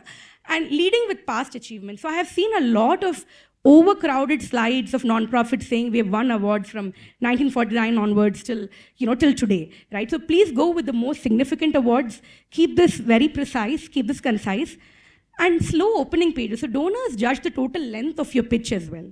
So if you look at how I'm speaking, I think everybody's refreshed after a tea break. The first 10 minutes, you're going to be really clued in. But if I make it too long, after 20 minutes, people are going to be like, oh, when is Bhanu sir going to speak, right? So you have to really judge that the meat of the presentation has to go in the first 5 or 7 minutes. And the meat of the story, I would say, is really start from a beneficiary story. I would go more into this, but to bring the human content, make it into a beneficiary story. And stop repeating yourself. A lot of NGO leaders to kind of take forward the key program, they keep repeating the key program and not making eye contact with the audience, right? And reading just from the slides would make you lose the pitch. Okay, now what are donors really looking for? See, donors are looking for a strong team. So when somebody like Udayji spoke today, he also has a strong team with him at Delhi. So if you can talk about the team that comes in, the evidence and credibility. So this goes to the point of not over-exaggerating claims. If you've had monitoring and evaluation framework within the organization, if you have third-party impact assessment reports, please quote them and also keep it to the top 2 or 3 ones. Honesty and transparency, strategy and vision, like what are you looking forward in the next 10 years, what do you want to achieve? Local insight. So I remember, like, if you look at the panel right now, it's a very interesting mix. There are people who have global experiences, right? Like we have Simran who's, has a global experience. There are people who have worked at the policy level. And then there are people who have just worked with one NGO, like John Rajkumar was saying, I've worked all my life with Maithree, right? And that's why I think local is very important. Have the global knowledge and also the local context. And that's very important for all the NGOs. I know a lot of NGOs put in saying, we work on this SDG. So Sustainable Development Goals is the new catchword, right? Which SDGs we are addressing, and then go into the local insight. Okay, so open with the community. Who are you working with? I know a lot of nonprofits which are about 40, 50 years old have started having holistic programs across health, education, say women livelihood. They would have started with one and they started adding different programs. But focus on that key program. What was the problem statement that you started off with? So what was the problem statement that Seva started off with, right? Self-employment of women in Ahmedabad. That's what they started off with. Now, they could be doing a lot more things right now. So go back to what you started off with. That should be your thesis statement. And how many beneficiaries are you addressing? Where are they based? So definitely, I would say move to more specific words instead of just saying underserved women, say, tribal community women from the Irula community in Chengalpet. Make it as localized as possible.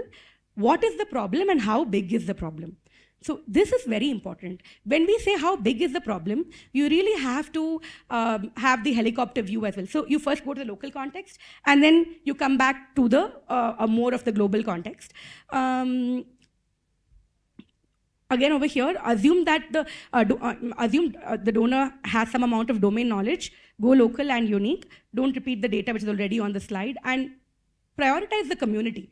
So all of you remember, like yesterday's session by Alex and Kiran spoke about preserving the identity of the end beneficiary. So make sure you've got the consent. A lot of times when working, especially in places where people are illiterate or not able to sign off, or if your end beneficiaries are not in proper and sound mental health. So if your end beneficiaries are having intellectual disabilities, then you will have to reach out to the guardian, to the fit guardian, to take their consent every time their photo is published on a website or on a social media platform. And it's every time.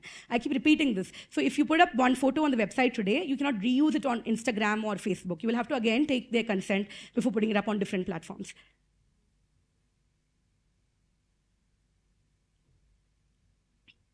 On the trust. So team governance and numbers.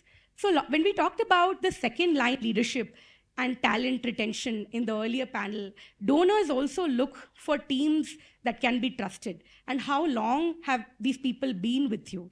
So focus on board members, but also very importantly on the head of programs, on the head of operations, because we know on a day-to-day basis, board members are not involved in the operations of an NGO. So I would say on your slide, you need to have the key employees of the organization. And that's what would build the trust of the donor. Board governance, so what is the composition of the board, compliance and credibility, budget. So this is a huge thing. Like if you can come down to the per cost beneficiary when you are communicating with the donor, I think that is very important. And sometimes I think nonprofits hesitate because the cost of per beneficiary could be higher, but that is a given. If you're working, say, remote areas in Tamil Nadu, in say in Nilgiris, or if you're working with children with intellectual disabilities in Viluppuram in a remote area, your cost per beneficiary will rise, especially for residential programs. But please be upfront and honest about the cost, because as you present the budget slide, I have seen donors who go back and start asking, mentally calculating what is the cost per beneficiary. So here, I just want to go back to the human story and maintaining the dignity of the human throughout. So a lot of, some of the NGO leaders also operate and tell their story from a place of pity.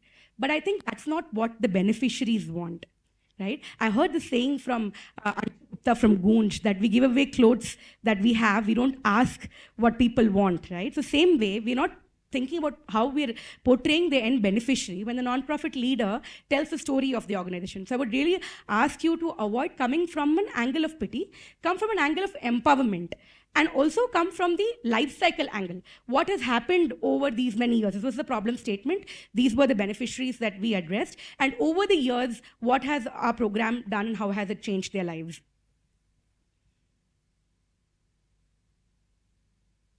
Okay. So I'm just going to give one example. I think later on, Group Captain will also talk about an example in MMA. So in SVP, we have this flagship program called Fast Pitch every year. What we do is this year we had about 284 applications. We selected about 10 NGOs, and we coached these NGOs over a period of 3 months. Each nonprofit gets a storytelling coach, and they get 3 other coaches who help them tell their story in 5 minutes. So very similar to the Shark Tank model. So we had this year's edition on August 13th. And every nonprofit tells the story in 5 minutes each. And then there's a live fundraiser that happens. So if you could just look at the numbers, from 284 applications, we filtered it to 10. 60 plus hours have been invested in each nonprofit. And that shows the importance of communication and communicating your story. This is a 3-month program. And over 4 editions, we have supported 46 nonprofits. About 10,000 people have watched this virtually. And 2,000 CSRs have attended it, and we've raised about 22 crores. See, what it plainly says is that communication is, again, going back to that point, communication is not a gift. So there's a general misconception that, okay, this person speaks very well and this person doesn't speak very well, right? Communication is not a gift. It can be honed. And it's going to take you as much time as building the program itself. It's a skill that can be built and should be built. So this is what we've been giving to the portfolio NGOs of the Fast Pitch. We help them with pitch development. We help them with coaching and mentoring. We provide a marketing strategy, donor connections, because just like today's event is being broadcasted on YouTube Live, this was a broadcasted live on YouTube. So there were a lot of people who may not be potential donors or funders, but they're also watching the story of impact. These could be retail donors making small donations of 5,000, 10,000 each, and these could become repeat donors for you over a period of time. Visibility and exposure, unrestricted grants. So that is the beauty of retail fundraising. You can use it for capacity building, and it's a flexible fund, and it increases the impact. So since inception, in the last 4 editions, we've received about 650 applications from 650 NGOs across the country. Okay, so this is something which I think Bhanukumar sir will also speak about. So credibility is built before you need it. So I think a lot of us approach communications from a reactive angle. It should be approached from a proactive angle. So reactive, I can give you an example. Whenever there is a negative coverage in the media, that is when we start sitting, we sit up and we address a communications. And we can clearly see that the nonprofit team and the board is addressing this from a reactive angle. So you need to build credibility even before you think it's required, right? So along with building the program, you need to build the credibility of the organization by talking about it and by building a strong team and by having talent which you can retain. Your team, long-standing staff, community connect and visible retention, board and governance to make sure that you're complying with all the board governance rules, compliance and credibility. So again, compliance is again something which a lot of us are approaching towards the end of the year. It is entire year game. I know some chartered accountants. I know that it's not something which can be done overnight. You should be looking at compliance and credibility throughout the year. And evidence and not assertion. You can definitely put facts along with testimonials. So that is a great way where you tell a human story, but also back it up with stats. So when an external stakeholder or partner, when they approach you, what do they require from you? They're looking at a human angle, which is backed by data. They're looking at a single responsive point of contact. So please make sure who's going to be the point of contact for a donor. And it's okay to have multiple, so in the corporate, it's about account managers, right? Every person handles a different account. So make sure, so it is, I think, physically impossible for the NGO leader to be handling all the accounts and all donors. So make sure you distribute this, and then for each donor, there's a respective point of contact. Ready assets, photos, quotes, and one-page fact sheet. So I do this a lot with nonprofits. When I speak to somebody, I say, can you just share a one-page profile quickly over WhatsApp? And they'll say, yeah, we'll do it. And then they will take like 2, because it's very overwhelming to put all that you know within a single document. So I would say take out that time, because it's a very good way to reflect, right? I mean, one page may not do justice to 45 years of work or 50 years of work. But how do you communicate it to the person across the table? It is by being concise. And once they're impressed by that one pager, they're going to ask for that proposal. You're going to enter into a bigger partnership. And you look at it as a relationship and not a transaction.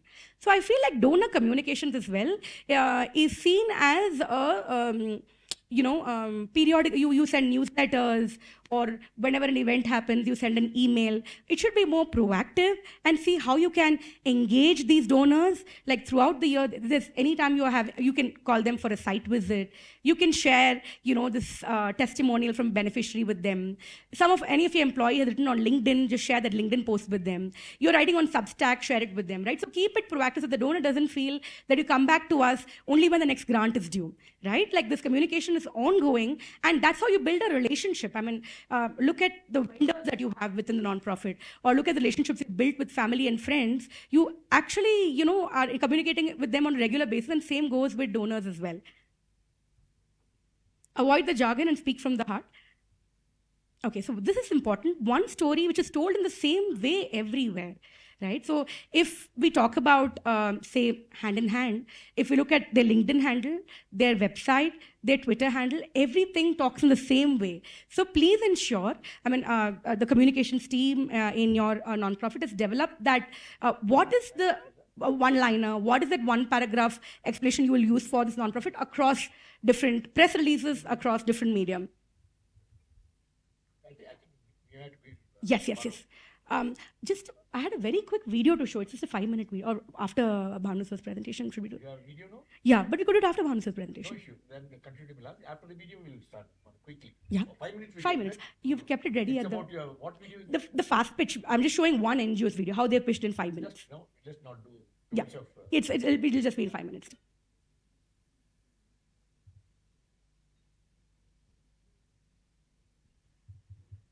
we already lost 40 minutes.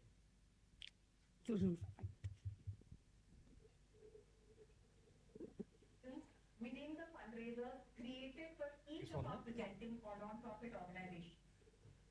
100% of your donations will be given to the non-profit organization. Go on and donate generously to support the initiatives that are presented here. Moving on, in India, growing up with an intellectual or developmental disability often means growing up excluded. Every parent of a child with an intellectual disability carries one quiet but terrifying question in their heart. What will happen to my child after I'm gone? Srishti Village in Tamil Nadu is an integrated ecosystem where adults with intellectual disabilities don't just receive genuine care. It's where they build meaningful lives, working and belonging. That's when a question like, after I'm gone, stops bringing fear. Let's give a huge round of applause as we hear from Kartikeya and Ganeshan about the incredible work Srishti Foundation is doing in South India. When I first met Palni, Yeah. was pregnant. She didn't know who had. Palni, stop it now next to. Because one pitching is Yes. very well done. Perfect. I'll share the link to this, and thank you so much for giving me the opportunity. I'm handing it over to Bhanu now. Thank you. I don't think I need a mic, do I? Yes, you need. Live media, okay. Fine. Okay, good afternoon, everyone. I know Gayatri ma'am did quite a bit, and it is always overwhelming when we associate ourselves with MMA. There is a lot that we want to talk about, but we will have to keep it short, and we have person like group captain sitting here. He obviously will stop us, so we don't have to worry. So with that quick thing, I think thanks for this opportunity. I'll start with my presentation. As she was saying, I'm trying to cover a bit of everything. While she went into the depth in terms of a lot of aspects, I'm trying to give a breadth about a lot of what we are talking about as part of the topic itself. So basically, I'm just covering content. Theme is more similar to what she said. Let's tell the truth. That's where it gets into. Basically, I'm saying it is no longer a leadership issue. She did bring it up in a different perspective where the volunteer explaining, she herself explained and all that. But the point that we are trying to drive here is funding is actually not for a cause. It is for the trust. It is based on the trust. I think somewhere we'll have to get that message driven to all the volunteers too, because you're not gone are the days when we were getting funding for a cause. Today, the trust on the NGO is where it comes in. So a lot of it is going to be holistic. So it has to come down from there. So we'll have to educate everyone involved in terms of it. And more importantly, every organization is a media organization today. The reason is we are all so attached to the social media.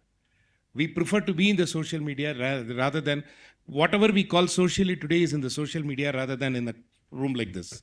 So I think every organization by itself is a media organization.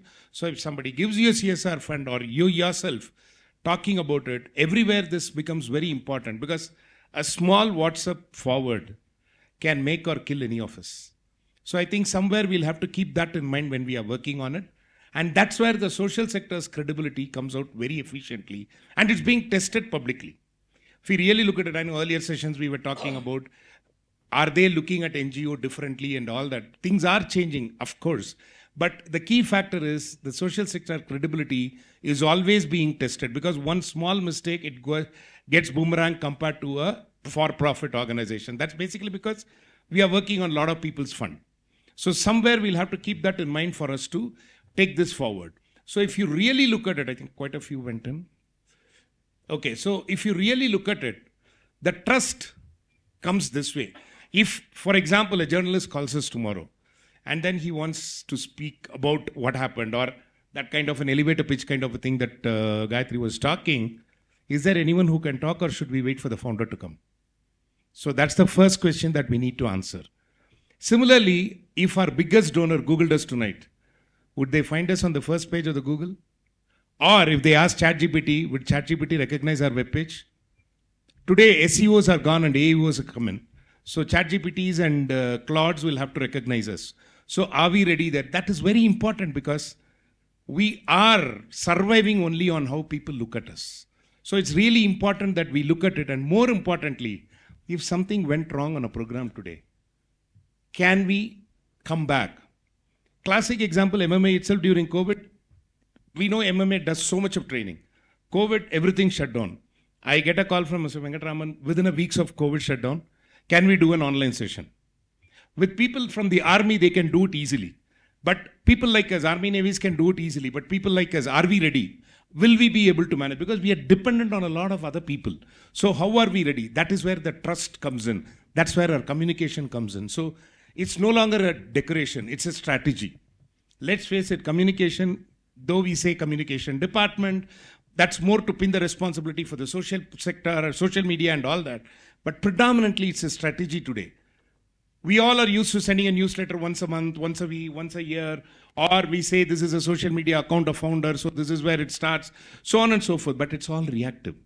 The way we need to move forward is more towards a living strategy that ties to the fundraising, which means our strategy consistently talks about a lot of these aspects, our goals and all that, which relates to fundraising, a trained bench of spokesperson across all levels. That's very important. Like the question that I said, if a press wants to talk, we are not dependent on one person across all levels. That is basically because each of us at various levels have various responsibilities and we have seen various things.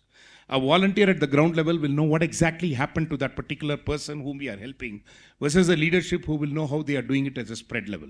So it's really important that we have one spokesperson at every level. Though we say this person, this department takes care of media and all that, I think it's really important that we need to, well, yes, we need them to handle the media. We also need that media team to get the right persons at right levels so that we will be able to talk. And more importantly, that's all proactive. We'll have to have that reputation built even before we need it. Because today the trust is the biggest factor. No longer it's I need to clean the lake or I need to get into funding a girl student or whatever. It is all the trust. This NGO, I know this, I trust them. So let them do whatever, I'll give the money. So I think it is important that we build that reputation. And more importantly, like she was talking in that example of volunteer, she herself talking, the NGO is owned by the leadership, but the activities are practiced by everyone in it. That's the key message that we'll have to drive for us to succeed, which means I'm talking about 4 pillars. First and foremost is how transparent are we? What we do, how we do, why we do. It gets into a lot of things. It talks about spend, it talks about reach, it talks about what worked, what did not work. Because did not work is very important. That's what is going to tell us how we can make things work. The analysis around it is going to make us look at it.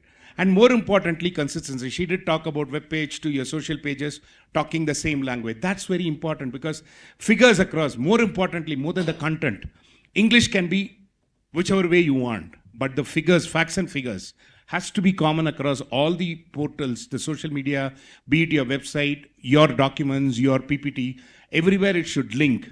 And more importantly, it should be evidence-based. Today, data is here to succeed. So we cannot say we have impacted a significant number. Rather, we have impacted 30% of this population. That makes a big difference. So I think it is really important that we get into the specifics around the numbers and is given by a spokesperson who is able to talk from within. It's not something that he reads from a report, but it is something that he has experienced and he says. So that's the 4 pillar that we need to probably look at. And she did talk about the storytelling. I'm just giving a little bit of a summarization of that here. You will have to focus on the dignity, the consent, context, and the person's words. And with today, with the data privacy and all that coming in India, we are all getting into too much of the data securities, privacy. She was saying we'll have to take the support, acceptance, and all that. But it doesn't stop there. We'll have to show the process, not the before and after. See, before and after is easily creatable. What is not creatable is the process. How did we get into that after is because of the process. We are no longer, see, today we are in an open world. What we talk, sometimes we think of a biryani and Swiggy says, waiting for a biryani now. That's where it is. So let's face it, with that kind of a thing, we don't have to talk about this thing, I will not talk about it. What is important is, how did that before move to the after? That process, that is my core. I think that is something that we'll have to start talking about and attribute the outcomes honestly. Yes, we had a problem, but we succeeded. Yes, this was a straightforward one. That is important. So to her point in terms of how to position it, I'm giving an example here. Meet Priya, 8 years old. She used to beg on the streets before we rescued her. You're putting her into a spot. Change it the other way, saying Priya 8 now tops her class in standard 3. Her mother's income rose 40% after joining our tailoring cooperative. So the process is also built in there. Yes, we help the mother get into the day-to-day requirements. So she was able to give the education to the next. So you understand the impact comes out along with the process, but we are not segregating them. So we are not claiming it, but we are saying that's our process. What's new in it? So that gives a different perspective altogether in terms of what we are trying to do. That's why storytelling becomes very, very important, more than the elevator pitch concept she was talking about.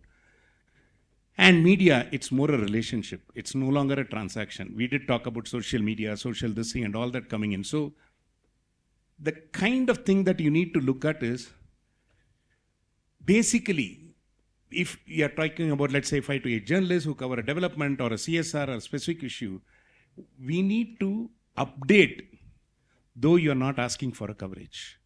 So that's where it starts. Basically, cover me kind of a thing, this is the update. If you're interested, put it. So that sends a confidence message there.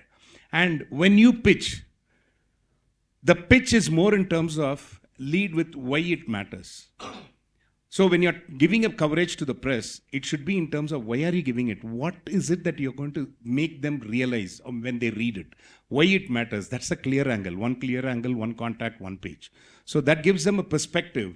And if by chance there is a contact and somebody connects, the key is for us to respond immediately. That's the biggest factor that we need to keep in mind, because the faster you are able to respond, the better it is about our engagement. And when we need time, it is okay to tell them we need time, but we need to respond. Respond versus resolve kind of a scenario is what we'll have to get into. A lot of time, we'll end up into that trouble. A lot of time I've seen websites which talks about a lot of things, but in reality, what you actually do doesn't come out explicitly. While it's not a mistake, we have all been used to doing that in the past. 2 things we should remember as NGOs. One is, today, people search us on the website, even though we are an NGO. Number 1. Number 2, we are in a fast food world. Even in an entrepreneurship training, good old days, we used to say, think holistically, think long term. But today we train people, when I do this in the sessions, we train people by saying fail fast. So we have moved into a fast food world. So if you are not hitting the bullseye right then when they are coming in, we are the losers. So I think the website should be very clear and comprehensive, but at the same time crisp to the point. Like, that's your digital front door. Whatever said and done, that's your digital front door. So it starts from there. And today we can achieve it very well with all of these AIs, Gen AIs. So while I don't say lean on them, I say leverage them.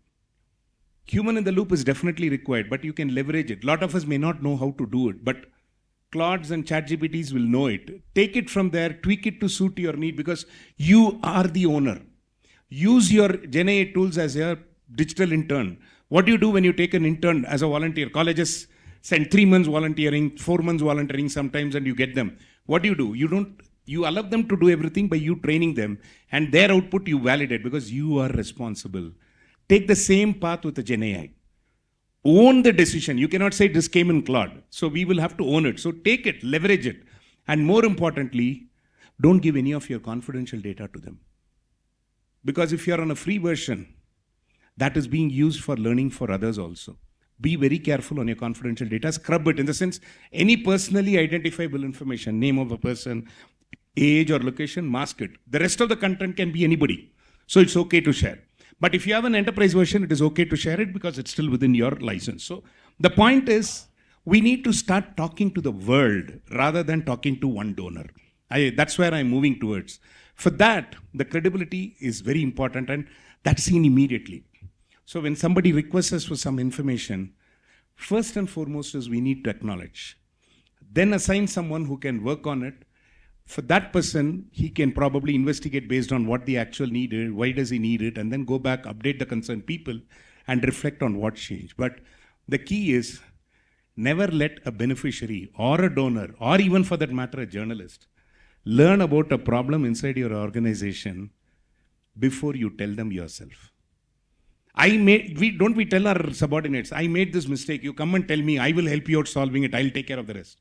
That's exactly what we are doing today with the rest of the world. So it's more important not to hide the problem, but to state, this was the problem and this is how I stood up. That transparency builds the trust. So all that I want to say is, long story short, I just want to say, one clear, honest narrative you repeat everywhere. That's a common language we are talking about. That is your story. For the trust, you build it through transparency, evidence. It's not slogans. Build it through transparency and evidence. Today, data is there. We all have data. If NGOs don't have data, who else has data? But how much of it are we projecting it? How much are we using it to prove to others that this is what I have done? I might be there for 30 years, 50 years, but the volume, does it come out? That's more important. The third angle is your relationships with the media, the stakeholders and all that, they don't come easily. There are crises that you will have to manage. But what is more important is don't stop accessing them. They are your windows. Don't stop accessing them. And last but not the least, always have it. I've said 24 hours, sooner the better. The fastest you respond, the better you get the nod from whoever questioned. It's okay to say, I will come back to you 3 days later. See, forget everything else. Whirlpool as a brand succeeded because of their service. And what was their service motto? Within 4 hours of you raising a ticket, there will be someone who will call you. They did not say they will resolve. That guy will call and say, oh, what is the problem? Oh, is this a problem? I'll come after 3 days. I'm still happy. That's more important for us. Unless and until we are able to get into that. And for that to be achieved, I think we need leadership. We need communicators at every department, every level, in addition to the media team. I think that's where we need to move towards. So maybe a takeaway for you next 3 months, prepare like what she was saying, a 1-page organization fact sheet, talk about mission, reach, verified numbers, contacts, everything. Maybe have a spokesperson for media, donor calls, but build the rest of the team for them in various departments, various levels. Maybe have one content calendar, simple content, one story, one update, one thank you, what you're projecting in the social media. I think it's important. I'm an NGO, I don't go into ads is gone.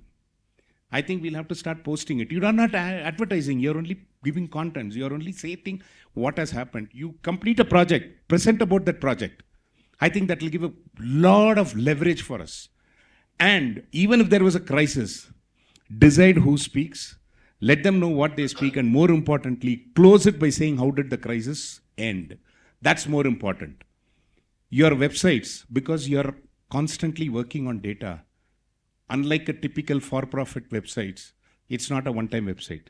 Keep reviewing it once in a quarter. Keep updating because you're talking about numbers there. Numbers change every day, every month for NGOs. Keep reviewing it on a quarterly basis. And more importantly, ensure everybody speaks the same language, the same way, so that it gives a message saying all of them talk from the heart. They don't talk from the lip, but it is from the heart. I think this is something that you can probably cultivate over a period of next 90 days, which will probably help out. So with that, I will probably stop here. So we are in a decade of disruption. So it is very important that we talk about the communities, the donors, the media, everything in a fashion that people are able to believe in that. Thank you. We'll catch up on the questions. Thank you, Banu. I think we had a master class on communication. You got number of takeaways. But what really I want to know is what should be told very, very clearly, actually. And it should be told with dignity, as she mentioned, sensitivity, at the same time with authenticity. And that is one word everybody should understand, and which is very, very critical, rather than simply telling them as an instrument of publicity. That's what many of the time we do it as an instrument of publicity just to get something. And I can also tell you, we talk quite a lot about media. I'm strongly believe that you should also get into social media. Should have your own magazine which, we have a MMA magazine which goes every month. Some 90,000 people watch it, read it actually, with the embedded. We also do quite a bit of work. I don't want to talk quite a bit about MMA. Quite a bit of thing what we do, you can really reach. One thing is you must engage. Every day you must engage with your people, whoever they are there. So that when you're engaging, people remember you better and they'll reconnect with you and do that very, very faster. So I thought before we move to the question, I really want to I committed before, I'll tell you a story actually. Because after all, the session is how you do a thing in terms of your story is how you communicate. She also mentioned you must tell story. He also mentioned and story. I always like this story of Jim Collins. I know you all know Jim Collins, a management guru. And he wrote about Stockdale syndrome. Any of you know that Stockdale paradox? Have you anybody knows the story of Stockdale paradox? James Stockdale is a U.S. Navy pilot. He was operating in Vietnam. I'm a Air Force guy. I'll talk more about piloting. And he was operating over Vietnam. He was shot down. And during the Vietnam War, many of the U.S. soldiers were taken as prisoners. And if what to be told, to be seen is the way the prisoners are tortured when they were in captive is phenomenal. Out of 10, 6 to 7 die every month, every quarter. And James Stockdale is one person who survived for 6.5 years and got back. He got the highest honor from the President of the United States of America. When Jim Collins interviewed him, actually, James, all the people died. How did you survive, actually, in spite of all this torture and everything? He said, optimism. What do you mean by that? Optimism. All other guys were optimists. Kuch hoga, something will happen. This Christmas I'll be released. This next function, Easter, I'll get released. Every time. So many of the NGOs, we keep waiting with optimism. Something will happen. Fund aayega. Nothing will come on its own. Now, if you keep expecting with optimism is very, very essential. You have to be optimist. But optimism alone doesn't take you anywhere. So I always tell your optimism is good. Beyond a limit, your optimism will put you down. And that is why you must read this James Stockdale syndrome of what Jim Collins writes. And we learn many things because the way he conveyed the story is easy to understand. So, always optimistic. One more thing before I go to the question is, we all talked about trust actually. It's so important, the trust, Otherwise, you lose once, you lost it forever. I always, because for me, we have so many talks in MMA in a year, 8,000 plus talks and some 230 events, so many speakers. I keep listening so many stories, it's there in my mind. I don't know which story to pull up and tell it to you actually. One story which I really loved is about the Mahabharata. In Mahabharata, after the war is over, Krishna got back home and Krishna was very happy. He told Rukmani, come on Rukmani, give me some good lunch. After the war, too much of work for me. I need to be taken care. Rukmani said, I'm very angry with you. You're not getting lunch. You messed up this war. He said, what did you do? What did I do actually? So, all successfully I come. I thought you should put some garland and welcome me. He said, no, you messed up. What did I do? You have done a lot of sin. Because what sin did I do? You killed the two greatest Bhishma Pitama, Dronacharya, who are known for their righteousness and who are known for their warriorness and they taught everybody. But you killed them. It's very, very unfair. Why did you kill them? He said he avoided. No, leave it now. I'll tell you some other time. Give me lunch. No, unless you tell me you're not going to get anything. He said, yes. Why we killed? When Draupadi was in that thing, and both the gentlemen present there, but they could have, if they said, Duryodhana would have 100% listened to them actually, because he respects them a lot. But they don't want to make the Duryodhana unhappy. They looked at the other side and kept quiet. So that is the first sin what they committed, and that is why they don't deserve any sympathy. They lost the trust once, they lost it forever. He said, okay, that is fine. But why did you kill Karna? Karnan is the one who stood for everything. He gave away everything what you wanted actually. And Kundi also took away because you wanted to get him, fixed him. He said, at least I'm getting hungry now, let me go. No, unless you tell me this is the final question. He said, okay. Karnan also, what did he do? When Abhimanyu was struggling, he was dying, he asked for a glass of water. He was in the Pula pond where his chariot got struck and he said water. And there's a full of water available next to that pond actually. If Karnan wanted, he could have picked up that water and give it to Abhimanyu. Because Duryodhana was standing, Karnan also did not want to make Duryodhana unhappy actually. He looked at the other side. No? As if there is no water available. And Abhimanyu ultimately died. So Karnan, all the thing what he has done over the years, he lost by one single act of trust which he betrayed actually. So as an NGO, you do once mistrust, not only you are with Tolle and but FCR will get on you, but you lose credibility. The moment you go, no, there is so much of social media as he mentioned. One search he will tell you, oh, this guy is total fraud. He got stuck into. So that's why I always tell, every time you do something, your trust, honesty, and what is come to the fore in case of your pitching, in case of your funding, in case of your brand, everything. So this is what I thought I must tell you two stories which is very, very dear to most of us as an NGO. We must say that, no, we must do the trust. We got outstanding practices in MMA. We do in terms of trust, honesty. All our committee meetings, every committee member has to pay. Every committee member has to take care of his expenditure. Certain simple thing, no. That is one of the reasons we really have our own, built up the organization so well with 9,000 plus people, and we are well recognized. Because you are good, you'll be well recognized. I can also tell you, you go to the media, nothing happens at times. You know, I know some big publicity we do, not even 2 guys come. Simple little social media and some reels and something, hundreds of guys come. So you should know the correct media which you should choose in terms of your reaching out to the people actually. You are visible, you'll get funding automatically. Now I'll move on to my panelists. I think a lot of questions have come. Maithree, I think you got the question thing. You may like to respond to those questions. Over to you. Thank you. Thanks, Group Captain. Very memorable story. That's something which everybody will take back. So I'm going to start with, if we are a small NGO with limited communication resources and wants to significantly improve its visibility over the next year, what are the 3 practical steps? So I will actually segue from what Group Captain said about what media is working right now. What's working right now is LinkedIn. So I would ask you to form a LinkedIn calendar where you put out at least 2 posts a week, and it should cover different stakeholders. Some idea you could do voices from the ground, founders speak, partner patterns. The other thing is Reels. Reels are doing really well. So Reels from the beneficiaries, Reels from the donors, and newsletter on Substack. So if you have your newsletter on Substack, you don't have to actually send it to everybody by email. And you can, people will, once you subscribe, the email ID is on the back end, it will go to them automatically. It also answers my next question as to how can we turn data and outcomes into compelling stories without exaggerating impact or compromising dignity of beneficiaries. It is by involving beneficiaries in your social media updates. So any reel, any video from the beneficiaries, it's coming from their heart, right? That's a key thing where you can involve them and you can. It'll ensure that it doesn't compromise on the dignity of the beneficiary. What do you? Got a very interesting question. Yeah. I'll start with this. Yeah. Okay. Okay. I think the question here is, please throw some light on AEO and GEO for ranking on ChatGPT and Claude. How to do it.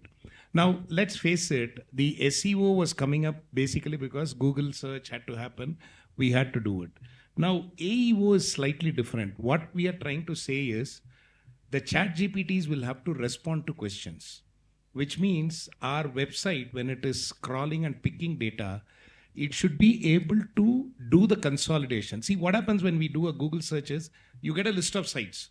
We go to those sites, pick what is relevant, put them together, and then we create a document. ChatGPT actually gives us that. So for us to be recognized, a lot of it should be, the webpage should have clear subheadings.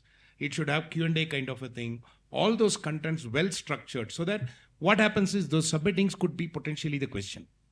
The responses could probably be the response that the ChatGPT has to take. So all that what we are trying to do is we are structuring them. Now, good old days, website creators had what is called as breadcrumbs and all that, where they had a local tagging done so that within the page you can go across. But this is going slightly beyond, where the content is no longer a single running page. It goes into multiple sections, just like how you write a document. You have a table of contents and then you have your headings, subheadings and all that, right? The same way we create our web page. When we do that, what actually happens is you are able to tell ChatGPT, this is where the content is, so you pick from here, which means it's faster. Because the key is, if you look at it in ChatGPT, Claude, everywhere it says it takes so long a time. So the faster it is, the better. So it's easier when you go that route. That actually segues me into the other question with, yeah, sure.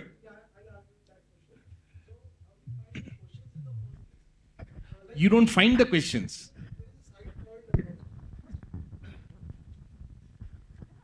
There is a site called findmyquestions.com and Answer the Public. You may be knowing that. So is that enough, or will you suggest some other? See, there are multiple ways in which you can do it. See, lot of it is, again, we are trying to say this is already available, take it from here. But the key factor is, the way I look at it is, while that can act as a guideline, the actual content comes from within. What is it that we want ChatGPT to see about our website?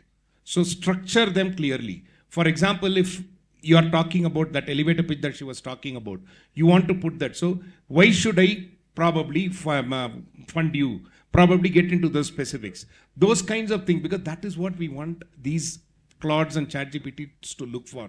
So put them specifically so it will be able to pick it. So basically what happens, be it a Google search or a ChatGPT or all that is, they keep searching in the website on a parallel. Whether we are alive or not, they are alive. So when it keeps doing it, it picks the details and consolidates. So once you group it, ChatGPT doesn't have to group. So it takes that grouping and then positions it.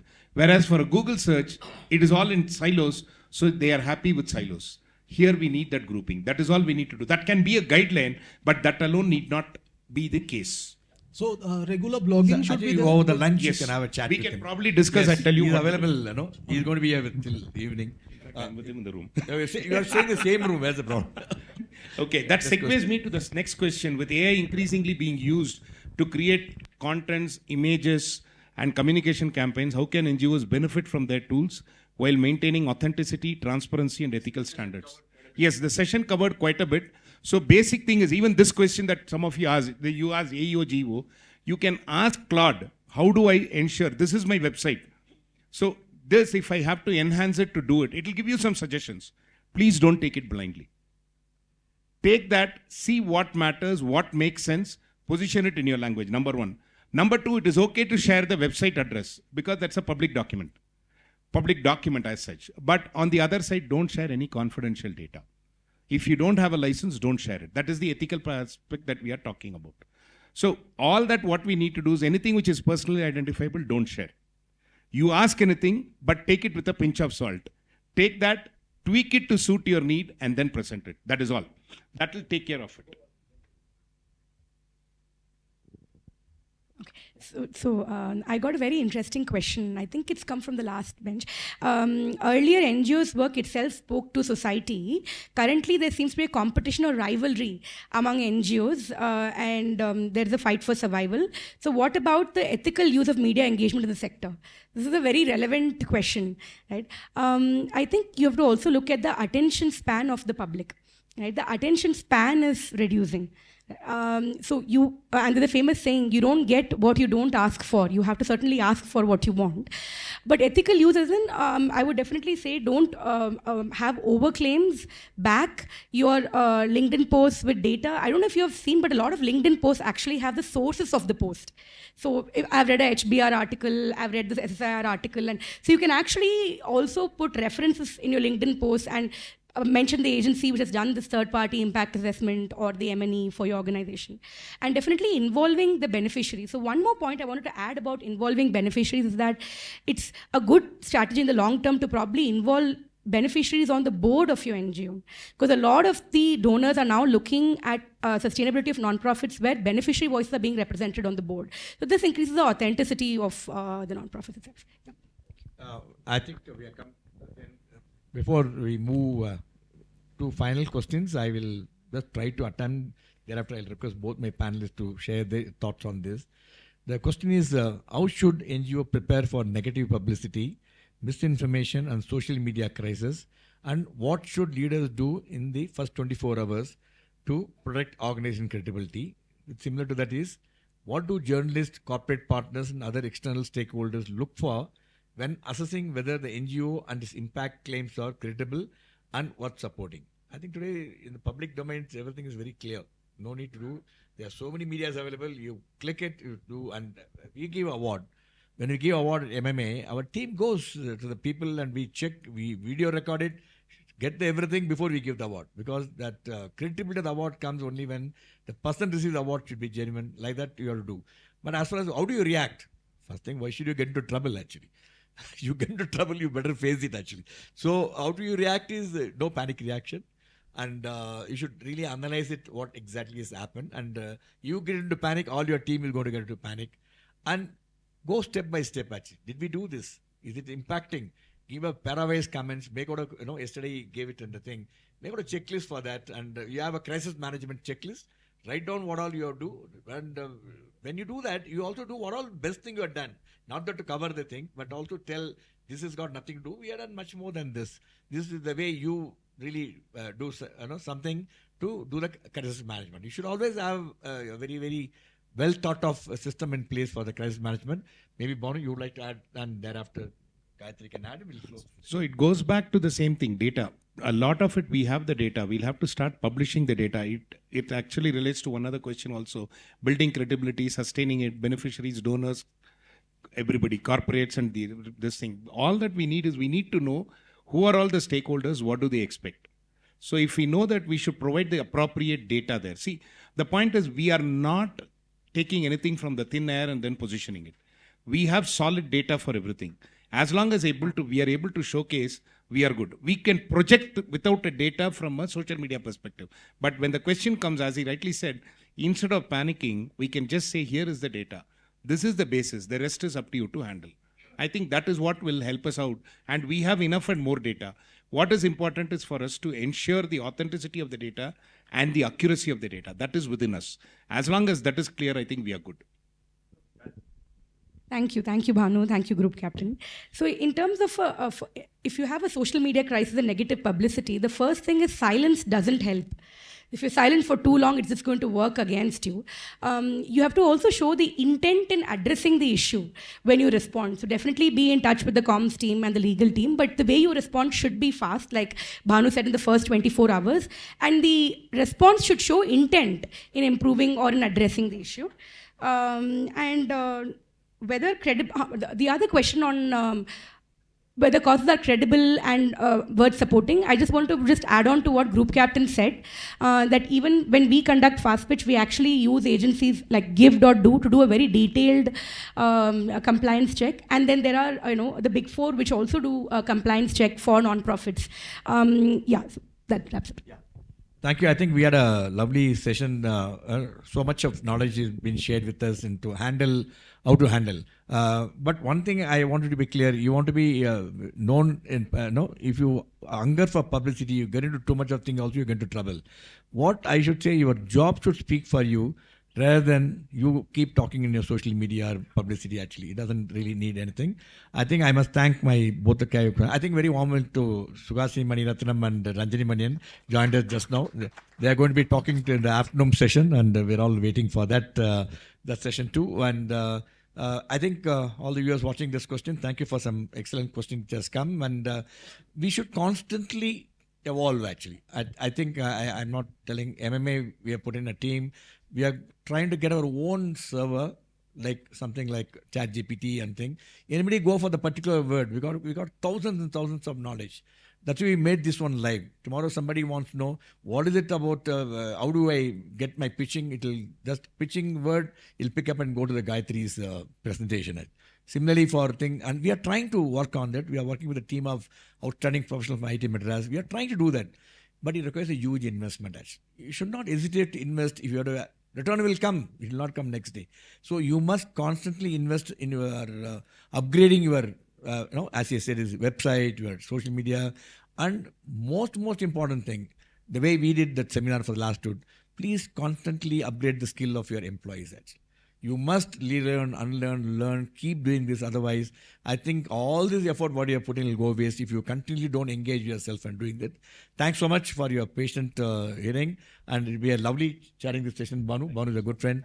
Thank you, Gayatri. Lovely to have you with us. Thanks so much. And over to you, Venkat. Thank you, sir. Ladies and gentlemen, I think the one of the sessions where, as an MC, I was not bothered about keeping time is this, because Group Captain Vijay Kumar is session.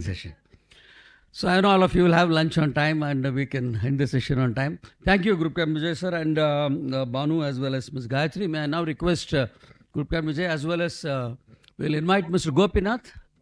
Mr. Gopinath, please do come over to the rise and hand over a memento to the panelists.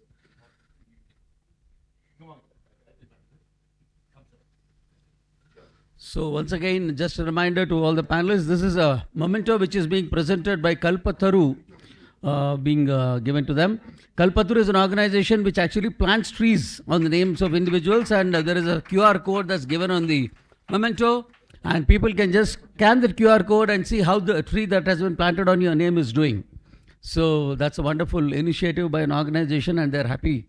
We are happy to share that memento along with Turning Points, volume number 3, which has been published by MMA. Some of the best speeches that have been delivered at MMA. Yeah. So with this, I think we come to the end of this session prior to lunch. So I thank all the viewers online as well. We are on time for lunch today. So I request everybody here to be back for the next session, which is very, very interesting. As you know, the speakers are already here. The session is on well-being, burnout, and mental resilience in the development sector. We're all aware, hardworking people, a lot of demand on this social sector. Burnout will be there, but how do we manage that? That's what we are going to discuss in the next session. And we'll come after lunch with a lot of energy to discuss that. Yeah, 2 outstanding speakers are there. Ms. Suhasini Maniratnam, who's already joined us here, and Dr. Anjani Manian. They will be joined by Ms. Dr. R. Selvi Kumari.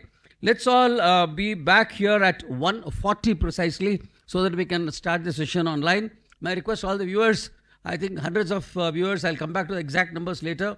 All those who are watching us online, please grab your plate of lunch as well and be back with us at 1:40. Until then, have a great time. Bye.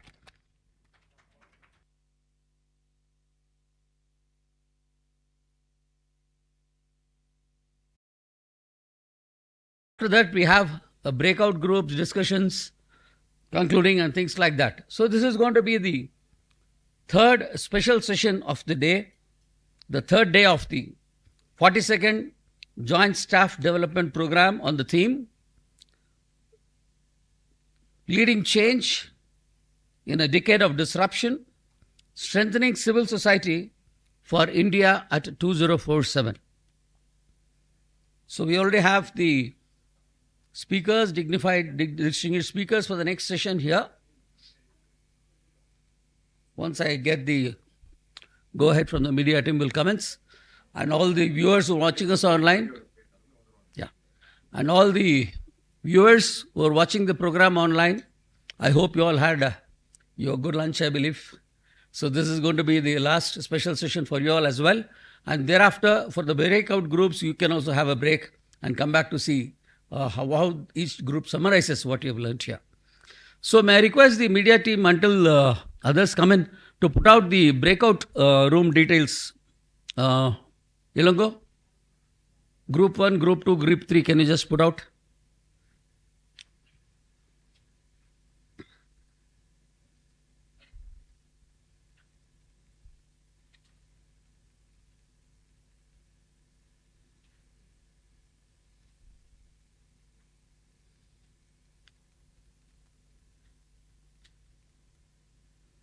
Yeah.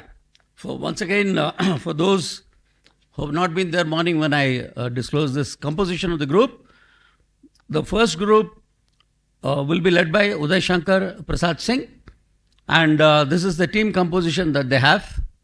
So Dhwani Foundation may not be available at that time, so that's okay. The rest of them will be available. So I think the members have also started preparing. I've heard a few of them during lunch discussing about it. Group 2, please. Yeah, this will be led by Dr. Gandhi Das. And once again, the team composition would be like this. So there are, I think my name once again has been figured in this, but you know that I'll be there. I'll stand in for Mr. Gopinath in third group. So let's go to group 3. Yeah, so I'll stand in for Mr. Gopinath there. So the rest of the team composition remains the same except Dhwani. Right, so this is what we're likely to have, and I'm sure we'll discuss a lot of things. We have almost 1 hour at that point of time to, divide into groups, take our positions, divide, and then come back and make a presentation. So, yeah, good. Thank you, Uday sir. Please come. So we were just discussing the team composition once again.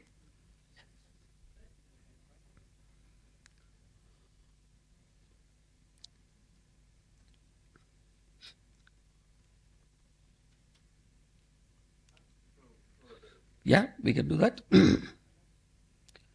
So, ladies and gentlemen, I'm sure, a lot of you are walking in. May I request you all to take your positions, please? Please settle down. We are just about to begin the next session. Right. May I take this opportunity to welcome the distinguished speakers for a special session 7 of this 42nd Joint Staff Development Program.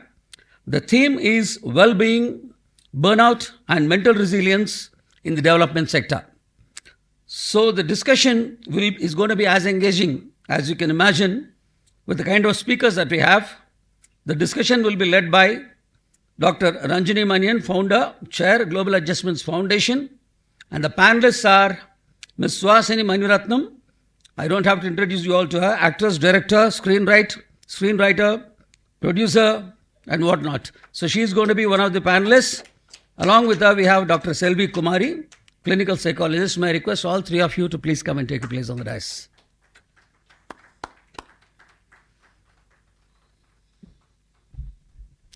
So, ladies and gentlemen, how was the lunch? Good. मजा आया? मजा आया? लेकिन ताली में मजा नहीं आ रहा.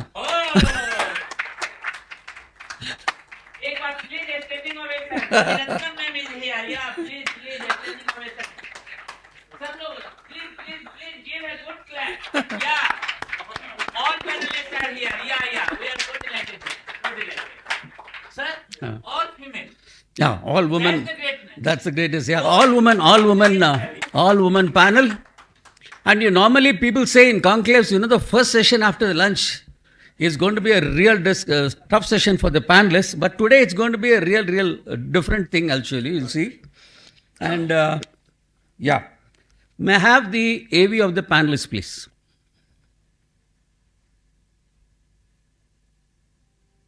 Volume. Suhasini Maniratnam is an acclaimed actress, director, screenwriter and producer with over 350 films across South Indian cinema and a National Film Award for Best Actress. A pioneering cinematography graduate and accomplished filmmaker, Ms. Suhasini has made significant contributions to Indian cinema. As founder and managing trustee of Naam Charitable Trust, Ms. Suhasini empowers disadvantaged single women through livelihood, education, legal, counseling and healthcare support.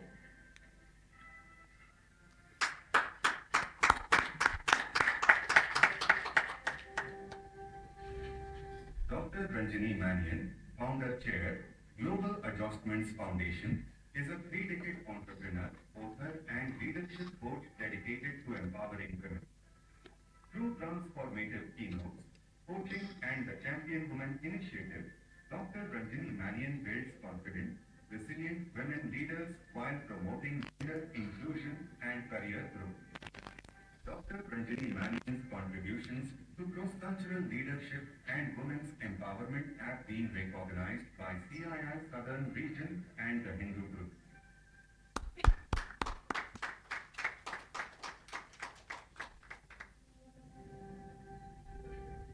Dr. R. Selvi Kumari, clinical psychologist and trustee, MS Chelamuthu Trust and Research Foundation, is an experienced professional specializing in clinical psychopathology, counseling and psychotherapy. An alumna of Women's Christian College and NIMHANS, Dr. Sandip Kumari holds an MPhil and PhD in clinical psychology.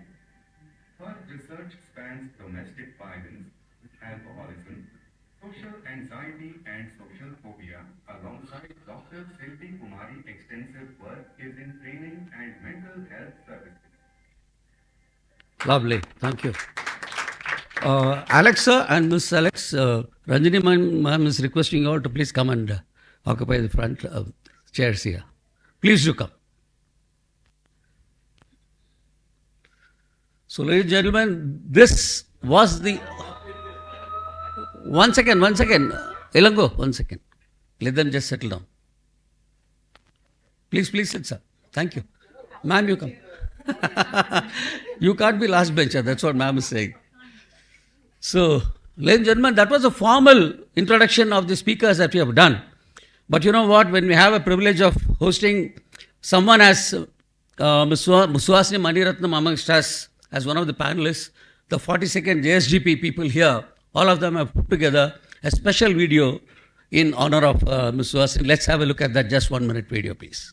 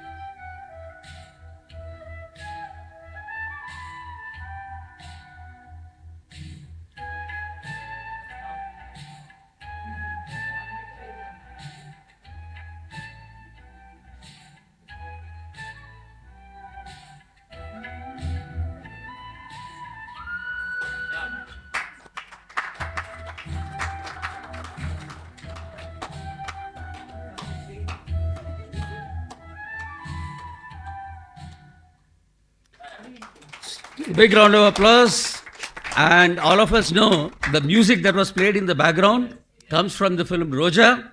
And Mr. Maniratnam himself has said many times that the screenplay, most of it, at least the village portion, was actually written by Ms. Suhasini. And the music that was given by R. Rahman, all credit goes to Ms. Suhasini and Mr. Maniratnam for finding that Kohinoor of India. They are the one who brought him into the film world. So that was the background music. With these words, I now hand over the session to Ranjani ma'am to take it forward. Yeah, absolutely. Well, good afternoon, everyone. I didn't know I'm going to start and manage a panel this esteemed, but we were talking about who's going to be doing what because we didn't know who was going to be a panelist. Is it okay to stand for the video, for the online? Will it still be okay? Because I'm going to ask you all to stand. You don't think you can have a nice lunch in Carlton, come and sit down here and then fall asleep on our session? They give the women the hardest job, we'll make you work the hardest also. That's why I brought you in front. Entire TCS power, I brought you in front, sorry. So we'll start with a small little activity if you're okay. And the activity is, every time I snap my fingers, Hasni, can you help me by snapping your fingers? Yeah, so can you all snap along with her? Because mine is not very noisy. So every time you see me snapping my fingers, I'll say people to people. And you can all repeat after me, people to people. People to people. Then I'll say, hand to hand. Now you have to find someone in the room and bump your hand against somebody else's hand. Hand to hand. Hand to hand. Hand to hand. People to people. People to people. Come back. People to people. People to people. You can move around, by the way. People to people. Elbow to elbow. Elbow to elbow. Elbow to elbow. People to people. You're only going to elbow your wife. Please come here.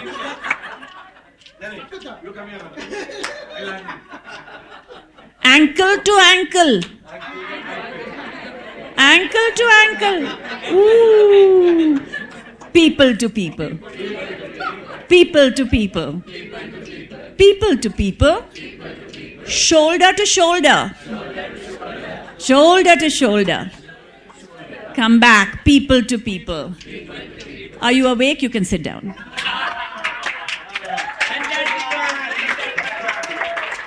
I got scared. The head of Dhwani is here, the head of Hand in Hand, the head of TCS, the head of everybody. I'm like, will they allow me to do this activity? And Hasini said, why? Just try it. So thank you. But why are we doing this? Right? Did you have fun? Yes. You got a chance to kick your spouse with the ankle to ankle? And then you got a chance to end with shoulder to shoulder. Right? So the idea is we are all here because we care about people. That's why we're a non-profit. That's why we're in the NGO world. But the people that we care about should be able to lean. See how quickly you leant on each other for shoulder to shoulder? That's how you built your organizations, isn't it? You've been leaning on other people and built your organization. Now I was hoping that we can keep our strength, our inner force well enough that we can go into the future with well-being, no burnout, and with resilience. So thank you for that wonderful topic picked out by none other than Group Captain Vijay Kumar. So I want to thank MMA for this opportunity to come to Kodaikanal. It's my second home. We have a small home here, which Hasini has a home, I have a home. So when you said the destination is Kodaikanal, it was easy for us to say yes. And I had the pleasure of also thanking and welcoming the CAS team yesterday for a small cup of coffee. And David was wonderful. So please thank him for being part of this. Thank you for allowing us to do this. The other person I have to thank is my friend Suhasini Maniratnam. Not because she's Suhasini Maniratnam. For me, that's not important. 40 years we've lived next to each other. You tend to take your friends for granted, you know, even when they're 4 national award-winning people living in one apartment. And that's what it was for me. The Hassans were next door. And so why I'm thanking my friend is she's been my friend, philosopher, guide for the longest 3 decades that we've been friends. And sometimes we look into each other's eyes and we find, hey, you're trying to do the same thing that I'm trying to do. And we found that women empowerment was the foundation that we both started. She has NAM Foundation, which she'll talk to you about. But I run something that is also all about women empowerment called Global Adjustments Foundation, but we go by the name of Champion Woman. So we do 2 things. We go into corporates, into the army, into police force, into colleges, where women are either just going to start their careers or they're already working women that we want to keep their work-life balance and keep their happiness and well-being going. And we run workshops for them from our non-profit. The second thing I do is we adopt from underprivileged schools, corporation schools, government schools, the top performing girls, and we put them through a leadership program as well as fund their college education and then place them in careers such as yours. And that's why I'm trying to bring my friend Alex to the front table. Now you know, I have an axe to grind. But I'm just saying, it's so wonderful that all of you open your purse strings to help our nation go ahead. Because I'm only doing champion a woman, she will build the nation as our tagline. But each of you in this room has such wonderful visions and taglines to take this forward. So thank you. We both had a chance last night to watch a fabulous film that I recommend that you watch. Fast forward in the right spots by my friend. It's called Charu Kesi, one of the new films that Hasini has just acted in and it's released. Beautiful film where a miracle happens at the end. And I recommend you watch that film. It's a great movie. And I saw that the miracle of life goes on all the time. This morning at 7 o'clock, were you all sleeping at 7 in Carlton? What were you doing at 7? Okay. Cycling. Then how come I didn't see you when I needed help outside? I was in the Carlton gate walking at 7 and one big bison came by. Yeah. Did you see the bison? Yeah. But then luckily, and I was about to panic and fall off the big platform when I saw somebody else came and helped me get into the side of Carlton. So that was the second miracle that happened today. So I think you're all filled with miracles in this conference. And I wanted to start by saying, while we have people that we care about, the second thing that we do want to do is somehow care about ourselves. So I'm just going to do this a little differently. I'm going to ask you just one question. Hasini and Dr. Selvi, how do you care about yourself? What do you do? What's one thing that you do to make sure that you are in the center of all the people that you care about? You shouldn't be on behind the people that you're trying to promote. You shouldn't be on the side. You need to be right in the center, caring about yourself too. So how do you do that? What do you do to care about yourself? I think my morning yoga, my morning walk, and my Bharatanatyam. Yay! So I have a me time. And I was just telling Ranjini, I've been working continuously from April. So I'm going to give September the whole month for myself. It's not for my family. Yes, definitely for the NGO, but it's going to be mostly for me. So you have to, take that little sabbatical from whatever running around that you are doing. Correct. So great. Let's hear what Dr. Selvi does. You help everybody else's well-being. What do you do for yourself? This is not getting brownie point from my husband, but I must give it to him. He's been my personal therapist. So thereby, anytime I want to refill my cup, he just gets me to laugh 24/7. So I'm blessed with one. So I think I look forward to the time with him. That's what I do for my self-care. That's wonderful, wonderful. So each of you, just reflect for a minute. Are you doing something just for yourself? Running a big NGO, running a huge organization, keeping family and home and work happy, with challenges and conflicts every day? Even today, Mr. Vijay Kumar's wife had to suddenly leave with an elder care responsibility. So what do you do? Are you putting yourself in the center a little? Just a moment of reflection. Because I use a lot of mindfulness in the programs and workshops that we run, and I tell people, just reflect a little. Are you putting yourself in the center? And if not, from today we have to do it. The other thing about burnout, it's only when we are very speeded up that we get burnt out. Have you noticed? If you're giving 20% of your attention to 5 different things, you feel burnt out.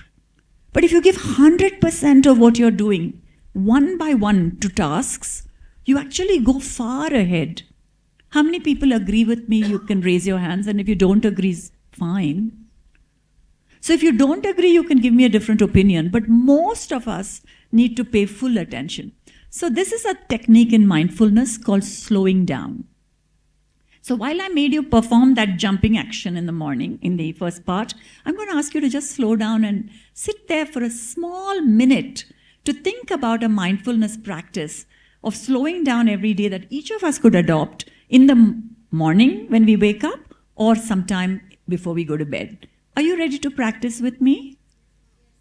So then just settle comfortably into your chair, wherever you're seated, with your head, neck and back in a straight line, legs planted on the ground, and gently close your eyes.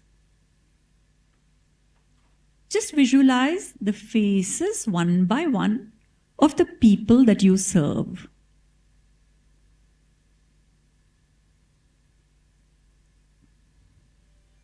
And then include your home, your family members. Bring the faces one by one. Smile inwardly. And knowing that you have this circle of love and purpose in your life, just take a minute to breathe into this moment. Put your attention on your breath right now. Inhale deeply and exhale slowly.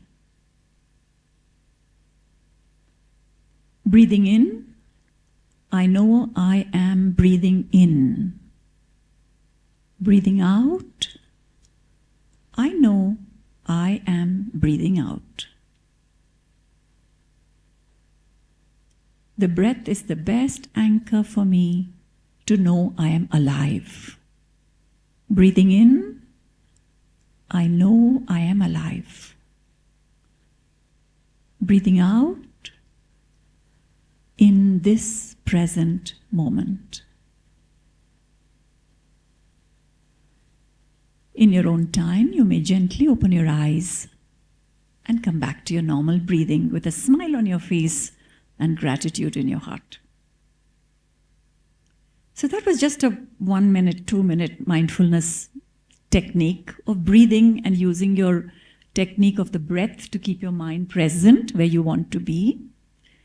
And I feel that in our world of non-profit, where we're serving a bigger community and a bigger purpose, we also need to look after our own mind that sits on our shoulder as the monkey mind and be able to control it. So I'm hoping that will help us all. And the final activity I'd love to share with you, and I'll include my wonderful co-panelists. Take your paper and pen, and this will be something that you could take away with you if you like. Please write one thing that you're grateful for,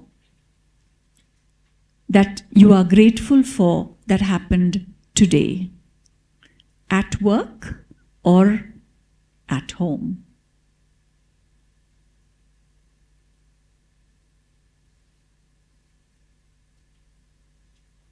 And those who are online, feel free to scribble that on a little pad for yourself.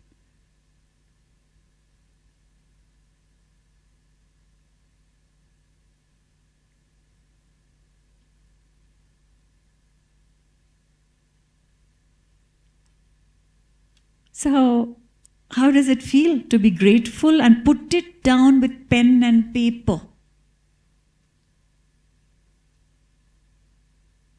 How does it feel?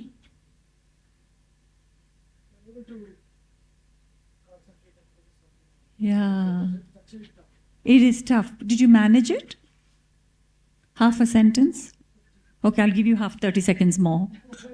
One thing you're grateful for. 3 words, and that was gratitude. Great. Okay, we'll give you a few seconds. But anyone feels like sharing what you're grateful for? Yes? Great.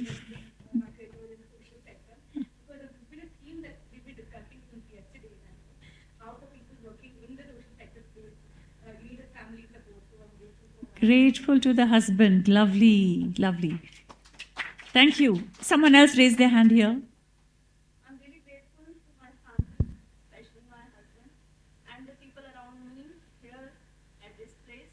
So I'm truly grateful and gratitude to God for it. Wonderful. So how many husbands are now going to thank their wives? Boliye? Boliye? My name is Udai Shankar. I have found Sri Vijay Lakshmi. Ah. I am not calling Srimati Vijay Lakshmi, Sri Vijay Lakshmi. So she is my... Wonderful. And you've written that you're grateful to her. Okay? And Wonderful. not better half, best half. Thank you. So anything else different here? Somebody said? Yes. I'm grateful to my organization. Yeah. For the job that I always get the opportunity to experience.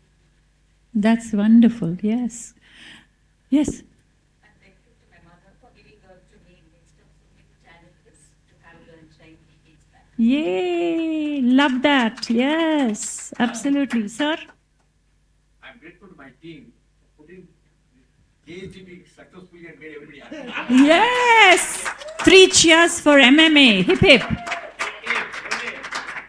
So that's all I wanted to ask you to please take away with you. JSDP. J, journal a gratitude into your notebook every day. S, slow down so that you have less burnout. D, deepen your breath because it's important that you are aware of who you are. And P, it's about the people, but be with them, putting yourself in the middle. Thank you. Over to my panelist, Suhasini. How do you follow something like that? She was your friend, she was teasing you, and then she was teaching you, and she was calming you down. Ranjani, good job, man. I taught you well. Do you want to know what I wrote? Gratitude, yes. My friend made sure I was given a good breakfast, and we also discussed what we were going to talk today. And she offered special Nutella for me, so I'm grateful to her. Okay, you said that we introduced A.R. Rahman.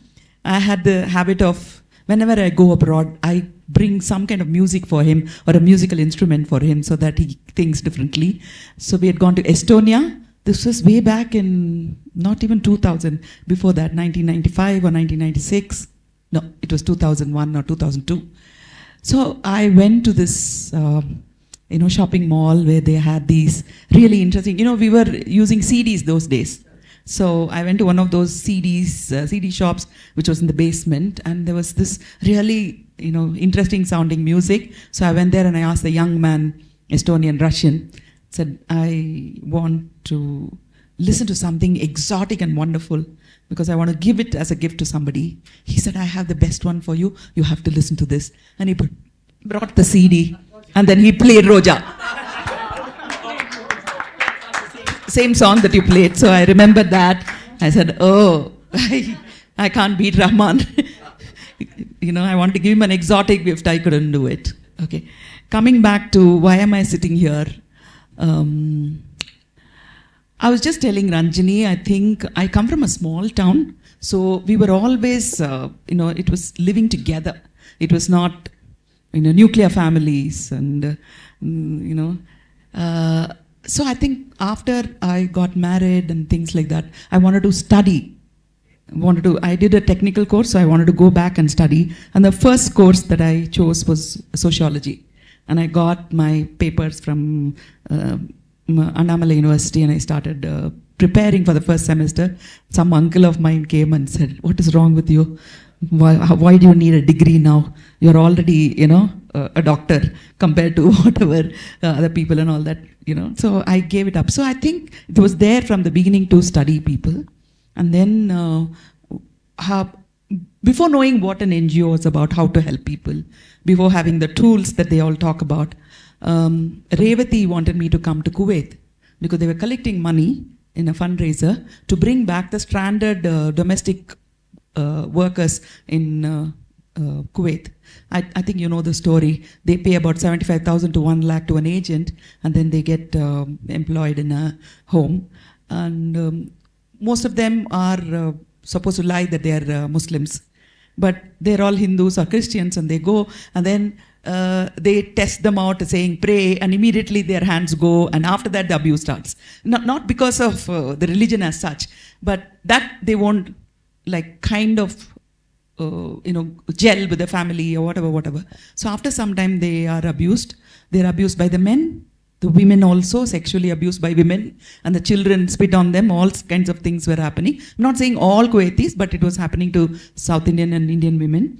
And what they used to do is these women used to get up at 3 o'clock and 4 o'clock in the morning and run to the streets, open the door and run to the street when the masters were sleeping.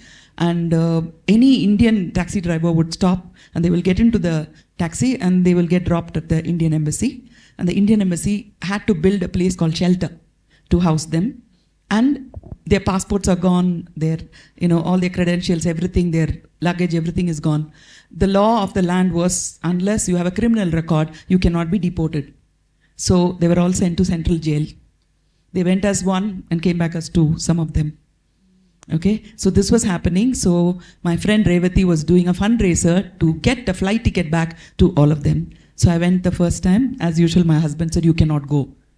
You're going alone. Then I had to talk to Revati's husband, Suresh, and then he had to talk to my husband and said, send her, they're going for a good cause. That's how it started. So we went there, year 1, year 2, year 3, year 4. And the 4th year, suddenly I got a call from this lady of Indian Women's League. She said, we are sending 60 women to Madras, to Chennai. Take care of them, send them to their places. And I was not prepared at all. I think I went to Ranjini and I also went to Zakir, who was our neighbor. And I said, they're coming empty-handed. You and I will not go to Dubai, come empty-handed. Let's create a kind of a hamper for them. So we bought stuff like chocolates, shampoo, creams, and all sorts of things and created 60. And I went to the airport. I didn't know what I was in for. I didn't even know, but I'd spoken to the social welfare minister. That was also a very funny incident. Revati and I went there and she made us wait outside. It was their wedding anniversary and she had a male name actually.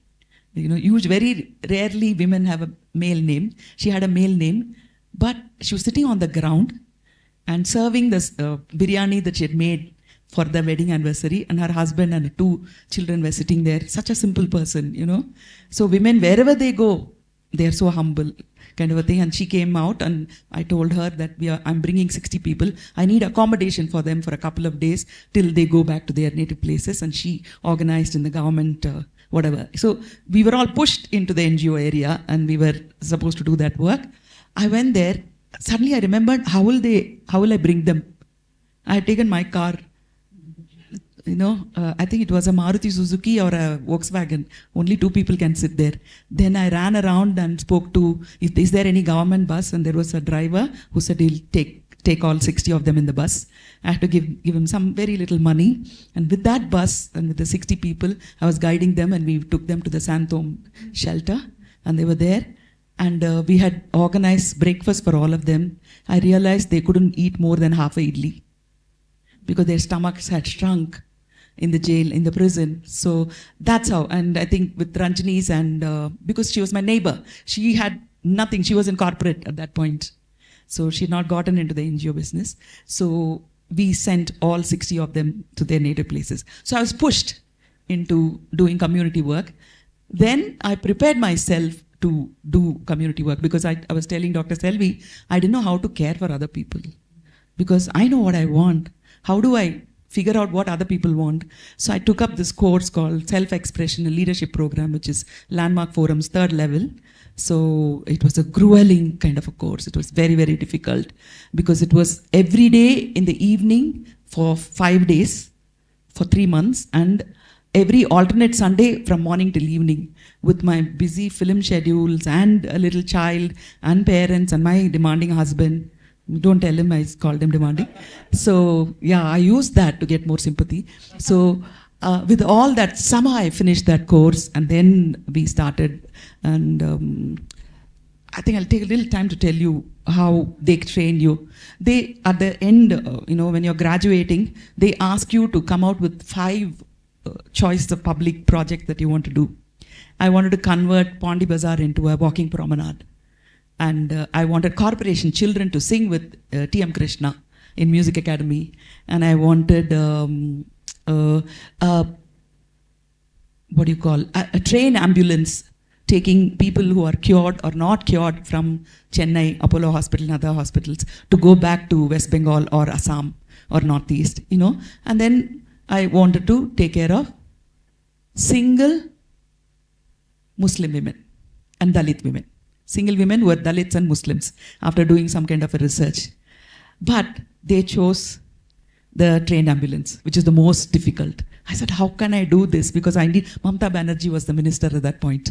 So I went to her and I said, please help me out. And with the health minister, he was also a Bengali, if you remember. And we spoke to them and we went there and the doctor said, we look after patients. The railways look after passengers, not patients. So we failed there. Then I went back to my coach and I said, why did you put me to this? Because I'm going to take up the single women project. He said, anyway, you would have taken up because that would be your passion. That's how I came to know that single women were my passion. So I started my NGO. When I started my NGO, I attended a Mela, NGO Mela, and your friend, our Lakshmi Narayanan from Cognizant was there. And he had a discussion about whether community work, volunteering work is art or science. Do you need to be creative and emotional, or do you need to be organized and have a template and a formula kind of a thing? And it was really useful. It was really, really very useful because I used to get very angry with my volunteers because they were never on time. They missed our sessions and they did not have commitments. They would come, but they would not. And he said, it's called volunteering because they have to volunteer. You cannot force them. So just because, this is my passion, I was not allowed. I can't force them to do things. So what happens is in our NGO, we take about 50 women every year. It's like an academic year or financial year. We take them and then they graduate in 1 year. Some people graduate in 6 months. I'm talking about empowerment. Some take 2 years or 2.5 years. So we have this application form which you have to fill up. So on the beginning of the year, it's like really chaotic. We create them, group them, and my volunteers will go and take, all the information and all that. So I'm there, like I'm following science. I'm not following art at that point. I'm not following my emotions because in 1 hour I have to get this done. So they're all writing, they're not able to do. So I said, okay, come, I'll also sit at the table. Okay, I'll take a pencil and say, what's your name? So one girl, young girl, all of 22, 23, she comes, single. She comes, she's lost her husband. I mean, she's a widow. She comes there, what is your name? She says, that is one Indian habit I don't like. You have a cold, you sniff, we never blow. Because blowing it's bad habit for us. So we always do, we talk to somebody, then what happened? Then what happened?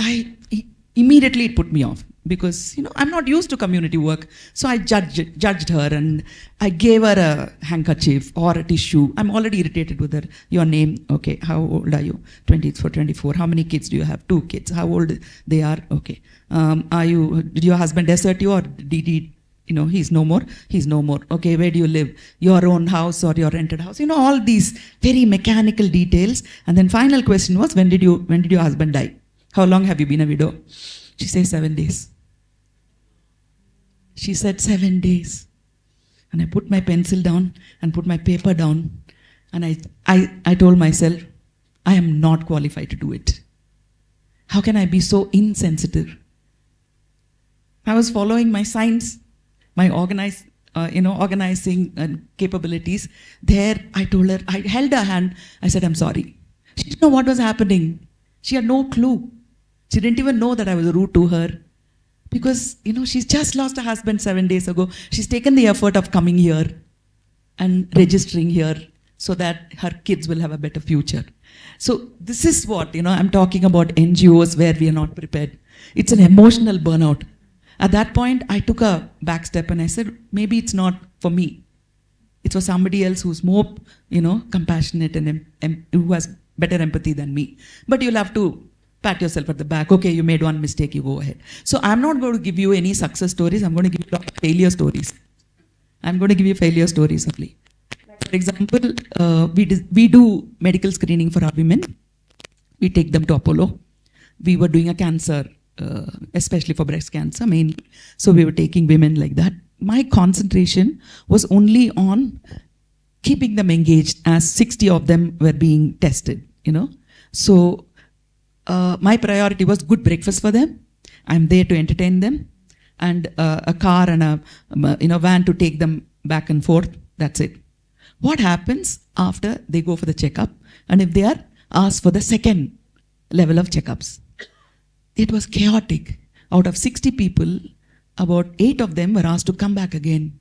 They were so angry with me because their absolutely normal, peaceful life, I had completely spoiled it. They were absolutely fine. Now they have to go for the second, checkup. One of them is my housekeeper, who's a widow. She said, I'm quitting my job. I don't want to work with you because my life was fine, but now tomorrow I have to go for this test. I had to beg her and say, I'm sorry.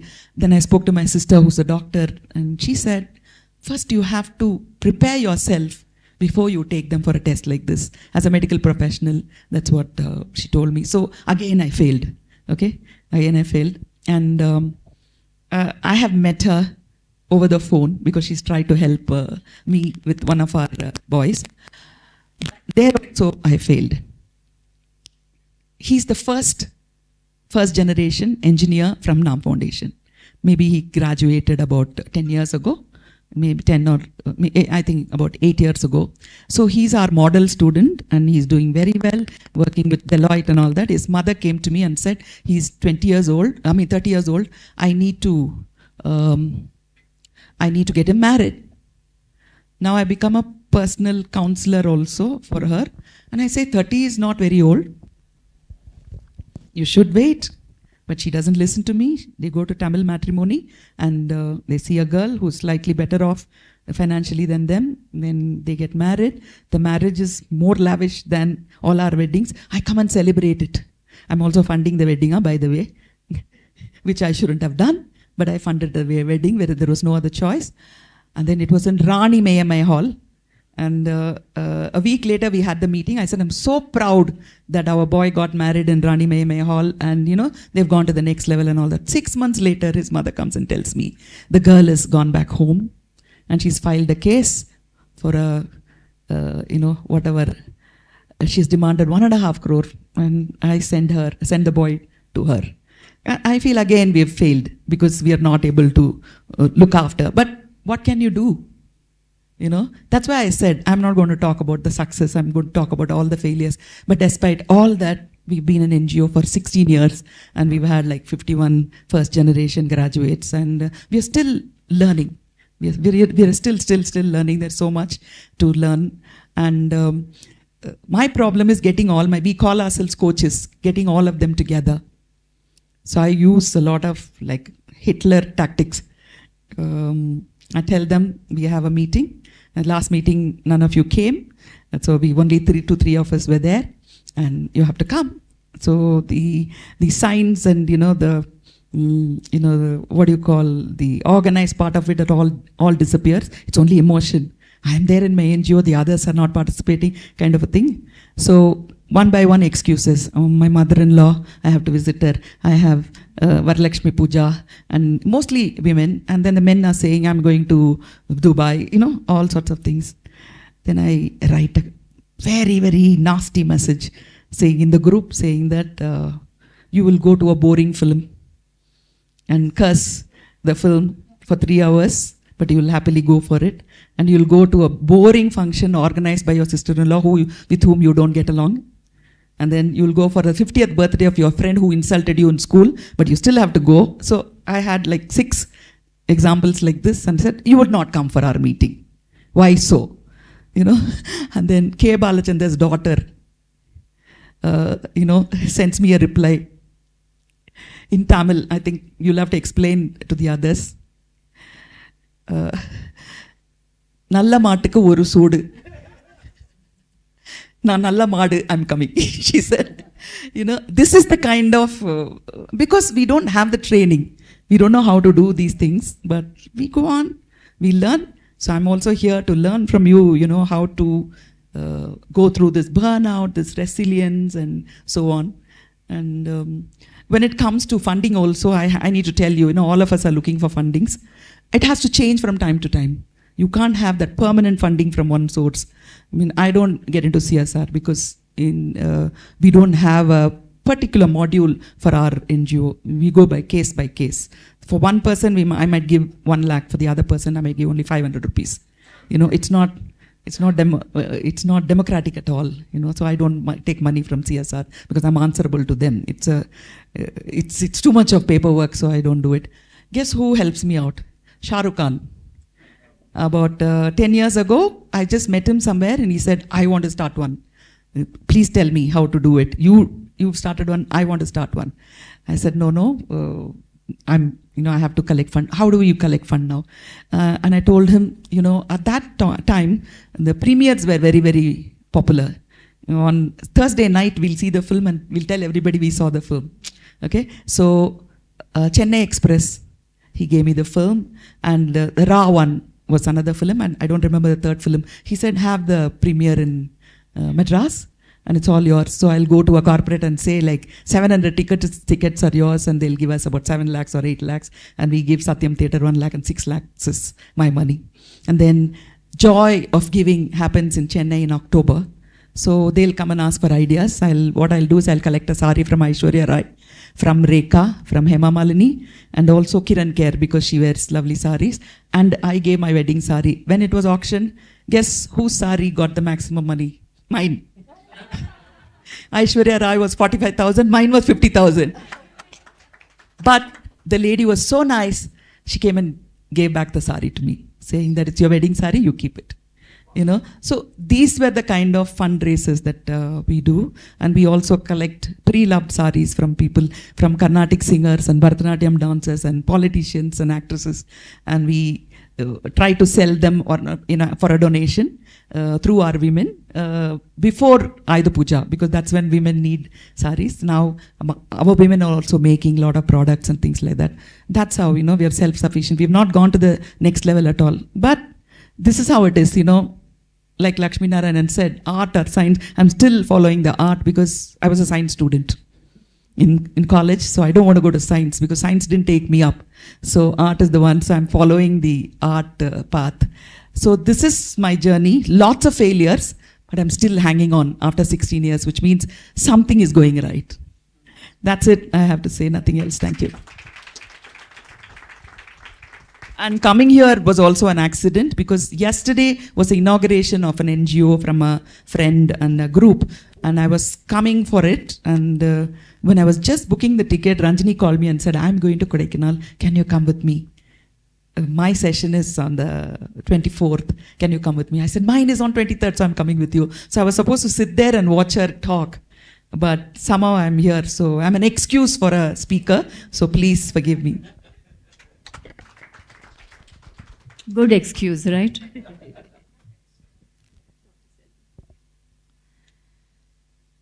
Well, the young person on the panel and the youngest on the panel, so the bar has been set really, really high by both Dr. Ranjini as well as Mrs. Suhasini. I must say, though I'm a professional, where I'm a psychologist, I think the last about 30 minutes to 40 minutes, I think I see a much, much more wise psychologist sitting right next to me. I must admit that. Because starting with what you did, Ranjini ma'am, in terms of the tool that Ranjini ma'am taught us today about mindfulness is supposed to be one of the most powerful tool which is now being practiced globally across different settings. It started in, like the Zen Buddhism, and then it's gone on to, the West. Anything that goes to the West will definitely come to the East as well, but it started with the East. And from a clinical setting to it's now largely coming up in community and corporate setting as well. And the way that you did it was so beautiful, relatable, and it really calmed the entire flow down here. So thank you for that start, and it was a great start to break the lunch jinx.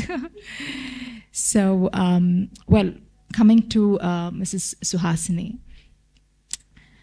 I must say, when you keep saying, I don't know how to care, or I didn't know how to care, but everything that you spoke about was about caring right from your heart. So I think what you were looking at or looking for is, what was the science behind caring? There's actually no science to caring, right? What you did from your heart was what much more than what science can teach. And I'm so happy you didn't take up the sociology course. Okay, I'm so happy she didn't. See, at the end of the day, we've studied so much. We've done this course, that course, and all of it. What is the best of learning is when you sit in front of a patient. I finished my master's in counseling and psychotherapy from WCC, one of the best colleges, and I felt so confident, okay, but I had my first patient in front of me, and I was clueless. Because all therapy and all the knowledge, theoretical knowledge, we read books, we have people train us, but the best trainer for you is right there experientially what you do with a patient. And of course, after that, the MPhil and the later on trainings, put yourself out there with the patient, and then we knew what it is actually like. So thereby for you, I'm so glad you didn't do sociology. And a much more than sociology, what you've done to what's happened in Kuwait as a start, to what's happened with NAM. I think it's been an amazing journey, a learning journey, and that has taught you much, much more than sociology, right? So when you say all the stories of failure, that's the greatest lessons that kept you bouncing back. And when we talk about resilience, I think resilience as a topic itself has been used extensively in different industries, even safety critical industries like maritime, right? So when you bounce back every time, Suhasini ma'am, that's resilience. You don't want to give up, right? Now on that note, I like to take a different format of presentation. I know both Ranjini ma'am and Suhasini ma'am, both of them have their wisdom to speak extempo from their life journey, but me being a youngster, I'm going to go back to the PPT, okay? I'm going to take that question after the session.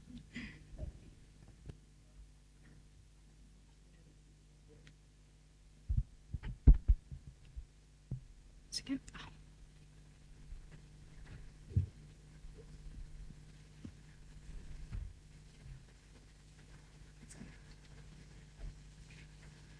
It's okay.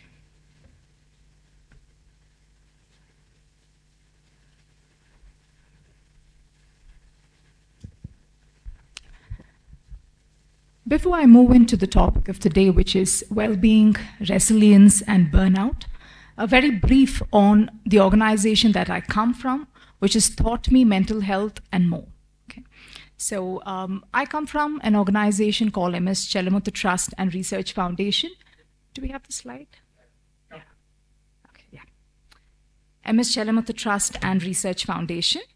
It was founded by Dr. C. Ram Subramanian, and just like how NAM and every other NGO here, all of you working for, every NGO starts with a story of a personal pain, right? And especially an NGO that's founded from a story of personal pain is always driven with passion. So this was the story of Dr. Ram Subramanian, who is the founder of Chelamuthu Trust, who started Chelamuthu Trust about 3 decades back. So with the vision for mental health for all, I'm going to quickly run through the slides so that we go on to the topic of the day as well. So our approach has been for all the 4 different stakeholders, which is children, elderly, adults, homeless. So we work with all the 4 groups. And the speciality of Chelamuthu Trust is located down south, further down south, you know, like when there are services people come asking for, do you have this, do you have that?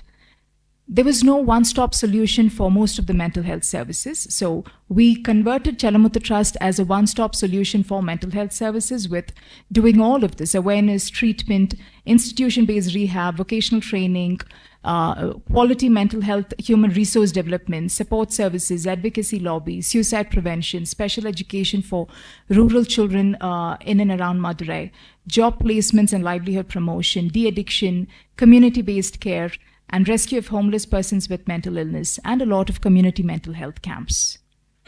So this has been the impact that has been achieved in the community, as well as the impact that's been achieved across through various of these projects. Now, I must thank Captain Vijay Kumar, and more importantly, Gopinath sir and Nikhil, who has trusted the responsibility in Chelamuthu Trust for us to be able to take up a very critical topic of today, which is well-being, burnout, mental resilience in the development sector.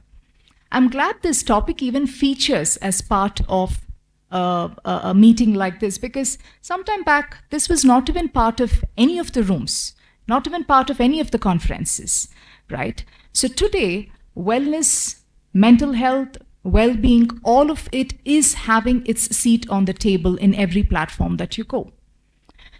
All of us here in NGOs, when you apply for donations or when you go to donors, what's one question they ask about the work that you do? Okay, so we'll fund you, but then can you show that your work is, what's the key word? Right? Return of investments. Yes, that's the immediate thing. What are they looking in the long-term perspective? Excellent. Impact. Something beyond impact. I don't want to give away the answer. Yes, I was just going to say the answer is on the slide as well. You're right. Right? So return of investments, immediate. Impact, short-term, long-term. But most important is, how is your work sustainable? Now, the topic here is going to help you see how your work can be sustainable, because for a quality work to be sustainable, you need to have sustainable change makers. You need to see how to sustain your change makers, who are then the driving engines for the quality work that you can do. The hard-hitting reality is, maybe that's why the topic has found a seat on the table. 65 to 75% of professionals in the social work sector are experiencing burnout. That's a reality.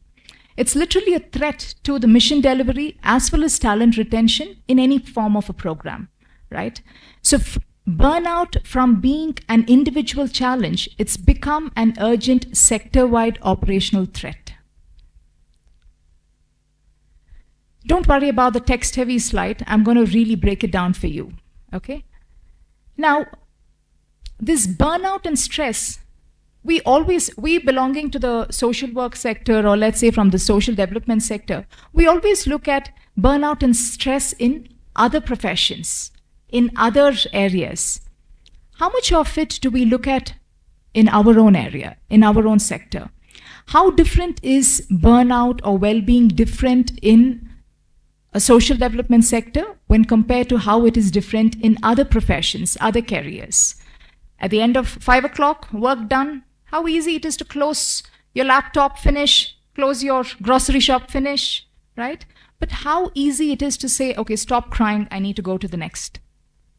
It's not easy, right? So the nature of job, it's a very unique landscape that we are handling with regard to the social development sector. So certain quick, I was thinking he's coming to give me the time slip. So certain quick differences between what differentiates a person from going through burnout in the corporate sector versus development sector. In the corporate sector, you see the primary motivation, as all of you would know, is financial compensation, right? Financial compensation, career progression, and market impact. Whereas in case of a development sector, it's largely the mission, the personal value that you hold. With regard to boundaries, at least to some extent, you can have a work-life balance in the corporate sector or other sectors. But here, it's not the case. I read something interesting when I was researching for this topic as passion tax. A passion tax is you get to feel guilty about having to take time off for yourself. You're made to feel guilty about stepping away from something human, right? I'll give you a quick example of this. I pay a lot of passion tax because when I have to close down a session and I need to run to pick up my daughter from school, she's waiting there, sitting all alone. And when she has to get delayed for her tennis class right after that, she has to run 3 extra rounds in the tennis ground because of I could not shut my work down on time. And you see what that happens, not just as a professional guilt, but also a maternal guilt, right? Emotional exposure. Here in a corporate office, or let's say the other profession, the usual stresses are largely operational stress, or let's say the market competition, or let's say, the deadlines that you need to meet. But in case of, like emotional exposure, that's not the case. What Mrs. Suhasini was telling with regard to, imagine having 60 women land in the airport, you're not prepared for what next. Yes, you're prepared with a gift hamper, but there's so much more than that. The real life exposure to what comes with regard to the trauma in handling in people in this sector is huge. And also resource friction. I get my salary at the end of the month. It's the senior management that, breaks their head. But that's not the case with regard to social development sector. It's always that guilt, right? You're working for a good cause. It's okay if 1 month goes by, just hold on, right? So a lot of these sort of primary motivator, boundaries, emotional exposure, resource friction, all these things differentiate the entire 2 different spectrums. Okay, that's a mock thing which I just tried, so ignore what's up there. But I'd just like all of you to take up your phones, and can you try scanning the QR code right there? So you just have to slide down your phone and open the QR code scanner and scan that. If people sitting next to each other, if you can, see if any help is required in scanning the QR code.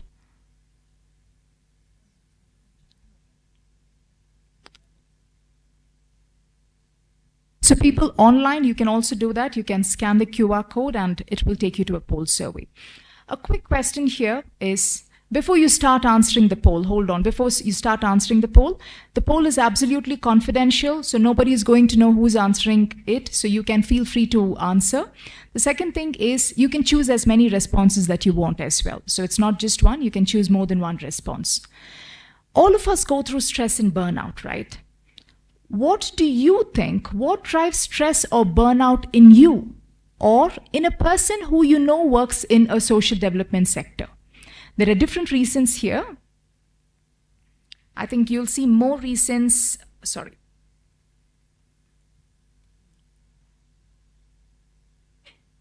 So there are different reasons here. One is guilt over stepping away. Another being chronic task overload. You're having to do too much on your plate but having too little operational support. I'm doing a lot but I don't feel appreciated. I'm feeling like I'm doing a lot of paperwork, having to submit to donors, having to submit to the management, but I hardly feel I'm doing meaningful work. Are you able to choose more? Yeah, of course. I think the top contender seems difficulty saying no, okay? Difficulty, okay, guilt over stepping away. Yes, I think more or less there's, okay, there are top, okay, that's 61%, top 3, all of you have given equal responses. Guilt over stepping away. There are only 18 who've joined the QR code. Anybody having difficulty in joining the QR? Okay, so when you look at just this, a small closed group, we're asking each other, what is the simple answer to what drives a person into burnout, right? What drives stress or burnout in you or someone you know who works in a development sector? The top 3 contending answers, I think there's a very equal share of split, right? Setting boundaries, yes. I mean, if there's any opportunity, I would request this forum to, in fact, give a capacity building training session on how do you do this? How do you say no? How do you set boundaries? So this survey can give you great lessons for capacity building in taking care of well-being in your staff as well. Guilt over stepping away. And a chronic task overload, having too much on your plate but having too little operational support. So these 3 seems to be the top contenders for what drives a person in the development sector into stress. Why does burnout hit harder in the development sector, right? Compassion fatigue. There's a constant exposure to trauma always. The mission tax. All of them say, right, you're into a very noble mission. You must do this. It's okay, sometimes the money might come delayed, but it's the mission that's important. And of course, the funding instability. All of these drives a person into, no, I must work, I must work.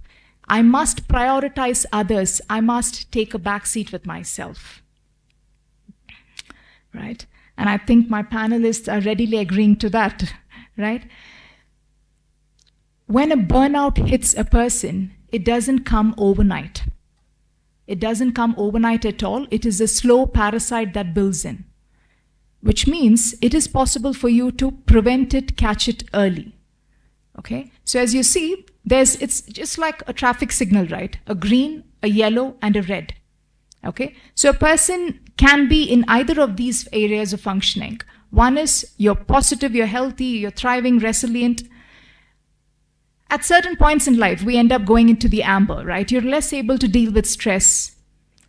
And then you go into the red area certain times when you're not able to cope, where you're severely strained and burnt out, right? Now, which area do you think you need to step in? Where you think you need to help? Where can each of us step in for ourselves or for the others? In green, yellow, and red, where do you think we can step in? Excellent. So I'm hearing yellow. Great. In green itself. So could you tell me why you feel in green itself? You're right. Absolutely right. Why do you feel in green itself we need to step up? Yeah. In green there is a silent signal. And we have to hear silent signal always. Right. Just like in the community, just like in the office, just like the inner feeling as well. Right. So when there is a silent signal, without knowing the external world, internal world itself knowing that something is going wrong. Okay. And in that case, if a person can identify himself or herself, only then you can help. Okay. So first signal is the silent signal, and if the person will be able to identify the first signal, that is the silent signal, right, that will be the good time. Okay. Otherwise, little bit later, always late, and in the last, at least in the yellow signal, we must think, yeah, and think over, not overthinking, but we have to make the solution how we can come to green signal. Absolutely, absolutely. Thank you for that sharing, sir. So, what sir mentioned was largely still in the yellow area. Okay, the green area is, the green area is where you need to look at how a person who's healthy, how you can continue to maintain that, right? How you can prevent certain things from happening. That's the green. Yellow is when you start looking at certain signs, intervene. Don't let it go to red. You can always intervene before the bigger storm comes. So these are certain quick symptoms. As you said, you can know when you are experiencing a burnout only when you understand whether am I going through a burnout. A lot of times people don't even understand, am I going through a burnout, right? So these are certain quick signs and symptoms. So one thing can be, I'm given another 5 minutes, so I really need to hurry up. So I'm going to make it very quick. Okay, so you can notice emotional signs and symptoms where, you feel extremely drained. You don't want to start meeting your clients. You don't want to the reason why you're there is out to help people, but you don't want to meet them, right? So another symptom can be hopelessness. No matter what I do, this is how things are going to be. There's not going to be any hope or change. I cannot change the system, a sense of hopelessness. The other one is the savior or the martyr complex, meaning to say that I should only take this entire thing and go forward. And there is no way forward at all because the system is corrupt and I'm not able to do anything. So resigning to that. Certain behavioral or operational signs could be, I'm just coming for work, presenteeism, not even absenteeism. I'm present, but I'm actually not able to do much work, right? Boundary erosion. Boss gives me or the leader gives me, I keep on doing. I'm not able to say no. The third is increased tension between teams. I've had a great relationship with people, but I'm not able to, have that sort of a team bonding. I'm not able to connect with my team like how I used to. The third is organizational impact, right? Where you start seeing when burnout and well-being is not given a priority, you start seeing that the staff turnout happens, there's reduced program quality, and sometimes it just becomes a normalization of stress. It's just part of the job. You need to get going. You see, when you don't take care of it, it's just not the individual that breaks down, your team breaks down, and when your team breaks down, you know that the entire organization is at the crux point.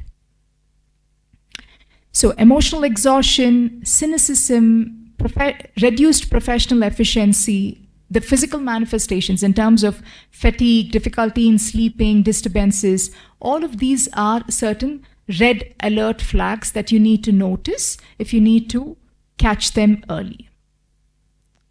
So you can build up multi-tiered levels of resilience, both from the individual setup as well as the organizational setup. You see, individual is necessary, but organization is essential. And that's precisely why all of you are brought here for this capacity building program. Okay. I'm going to skip this part because I think, I think I'll still quickly do it because, it's important that we take this up. At individual level, what you can do, at team level, what you can do, and at an organization level, what you can do. So at individual level, I think what Ranjani ma'am said with regard to JSDP, follow that. That's part of the mindfulness. I think that's my quick recipe, keeping in mind with the very short time that I have left. Okay. Boundary setting, that's come up even in this survey. At the team level is normalize vulnerability. When a person comes and talks to you about, I feel overloaded, don't stigmatize them, right? Normalizing, saying that how you can help them and how you can see realignment of work can help. Peer debriefing, after they go for a heavy traumatic session in the field and come back, see how you can have check-in debriefing sessions. Have also how your team members can step in for each other to be able to realign your work responsibilities as well.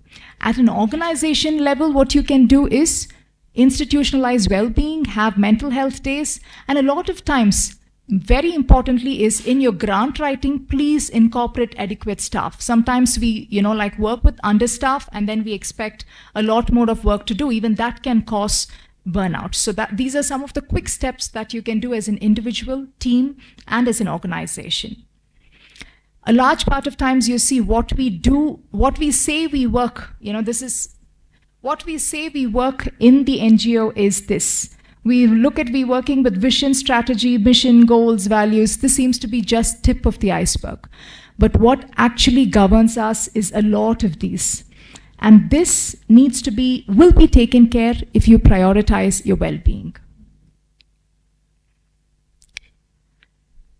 Yeah, we did this, right? If you look at what you're saying is just from theory, or does data support it? Yes. A survey of the not-for-profit funding agency Survey Insights of 2025, it says that your staff retention, reported high moral rate, burnout risk reduction, program quality, all of it had reduced from 65% to almost 85% overall when you're able to incorporate well-being practices as part of your programs. Right? So on that note, I'd like to end that if you want to sustain the work that you're doing and mission that you're doing, sustain the change makers. Worker well-being is community well-being. You cannot pour from an empty cup, nor can you heal communities with an exhausted workforce. So well-being has to be a right, not just a priority. Thank you for this time. Lovely. Thank you. Thank you very much, Dr. Selvi. That was wonderful for me to take that test. Your green, yellow and red signals were really useful. Such a wonderful tool you showed us as well. Thank you. I have two questions from the audience that has come. I'm going to try to combine them and ask you to answer one small sentence and you to do one sentence. The one question, maybe Hasni, is how do we change our mindset that we look at self-care as luxury, but it's actually necessity? How can we do that? Self-care is like AC. It was a luxury for our parents, but for us, it's just a norm. Without AC, we won't be sitting in this room at all. So I think self-care has to be looked at like that. Great. You know? Hope that answers you. And this question you did a very good job already of summarizing it, but if resilience is the inability to cope with pressure, how much of the responsibility lies with the individual and how much with the organization? You gave the answers, but can you give a percentage?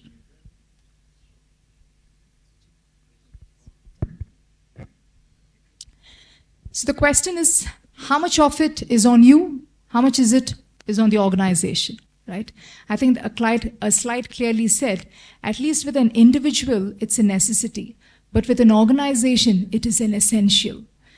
Because when you join an organization, you're not just carrying an individual value or individual need to do something good, but you're carrying an entire organization mission to be able to translate that into reality. Mm-hmm. So if the organization wants the work of their vision mission to carry forward and succeed, then I think it's very important for the organization to take the larger share, because the systems and policies that the organization sets up is what that will pave a way for the individual to become resilient, to take time for themselves, to normalize use of AC, as you know, like what Suhasini ma'am said. It's a necessity right now. It's a basic right. Well-being is no more a luxury. It's become a basic human right. That's lovely. Beautifully answered by this panelist. Thank you for your attention and giving us this time.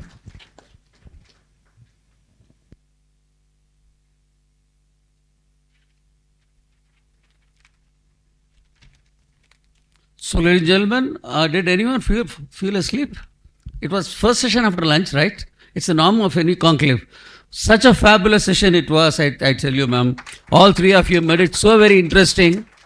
Starting with you, I think we made us clap and dance and everything, and I think that we lost all our sleep there. May I now request Group Captain Vijay Kumar, Mr. Alex, and Ms. Simran to come on to the dais to present a memento to these wonderful three ladies who made this panel so very interesting.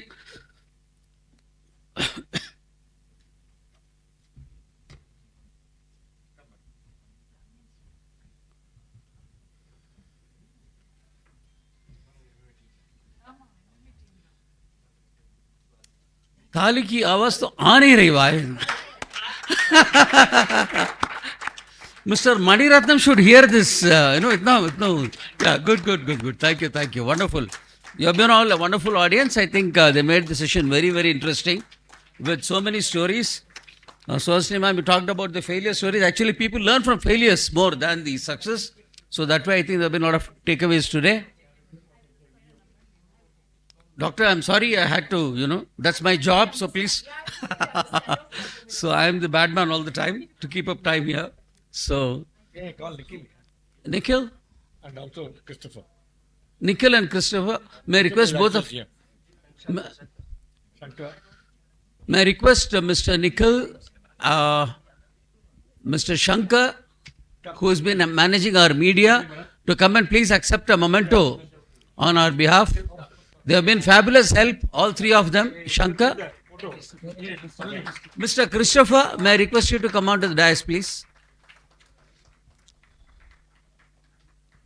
All three played a very, very significant role in making this conclave a big success, the JSDP. Shankar made non-stop video live. Fantastic, Shankar. He was the one who made it all go live all the 3 days. Thank you, Mr. Shankar, coming all the way from Chennai and making it possible. Mr. Christopher, I think we all owe it to you for the kind of hospitality that we all had actually. Thank you so much to you and your management. Ma'am, please. You want to give it? Ma'am, you also want to give. Please come. Please come. Yeah. Yeah, please. Dr. Rajkumar, you please give.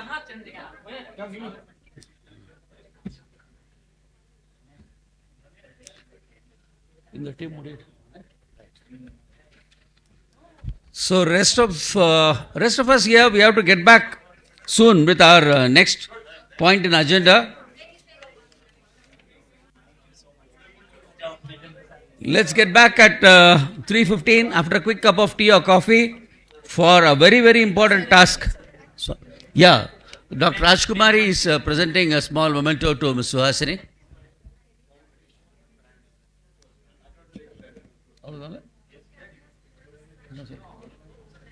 Discussion. Memento.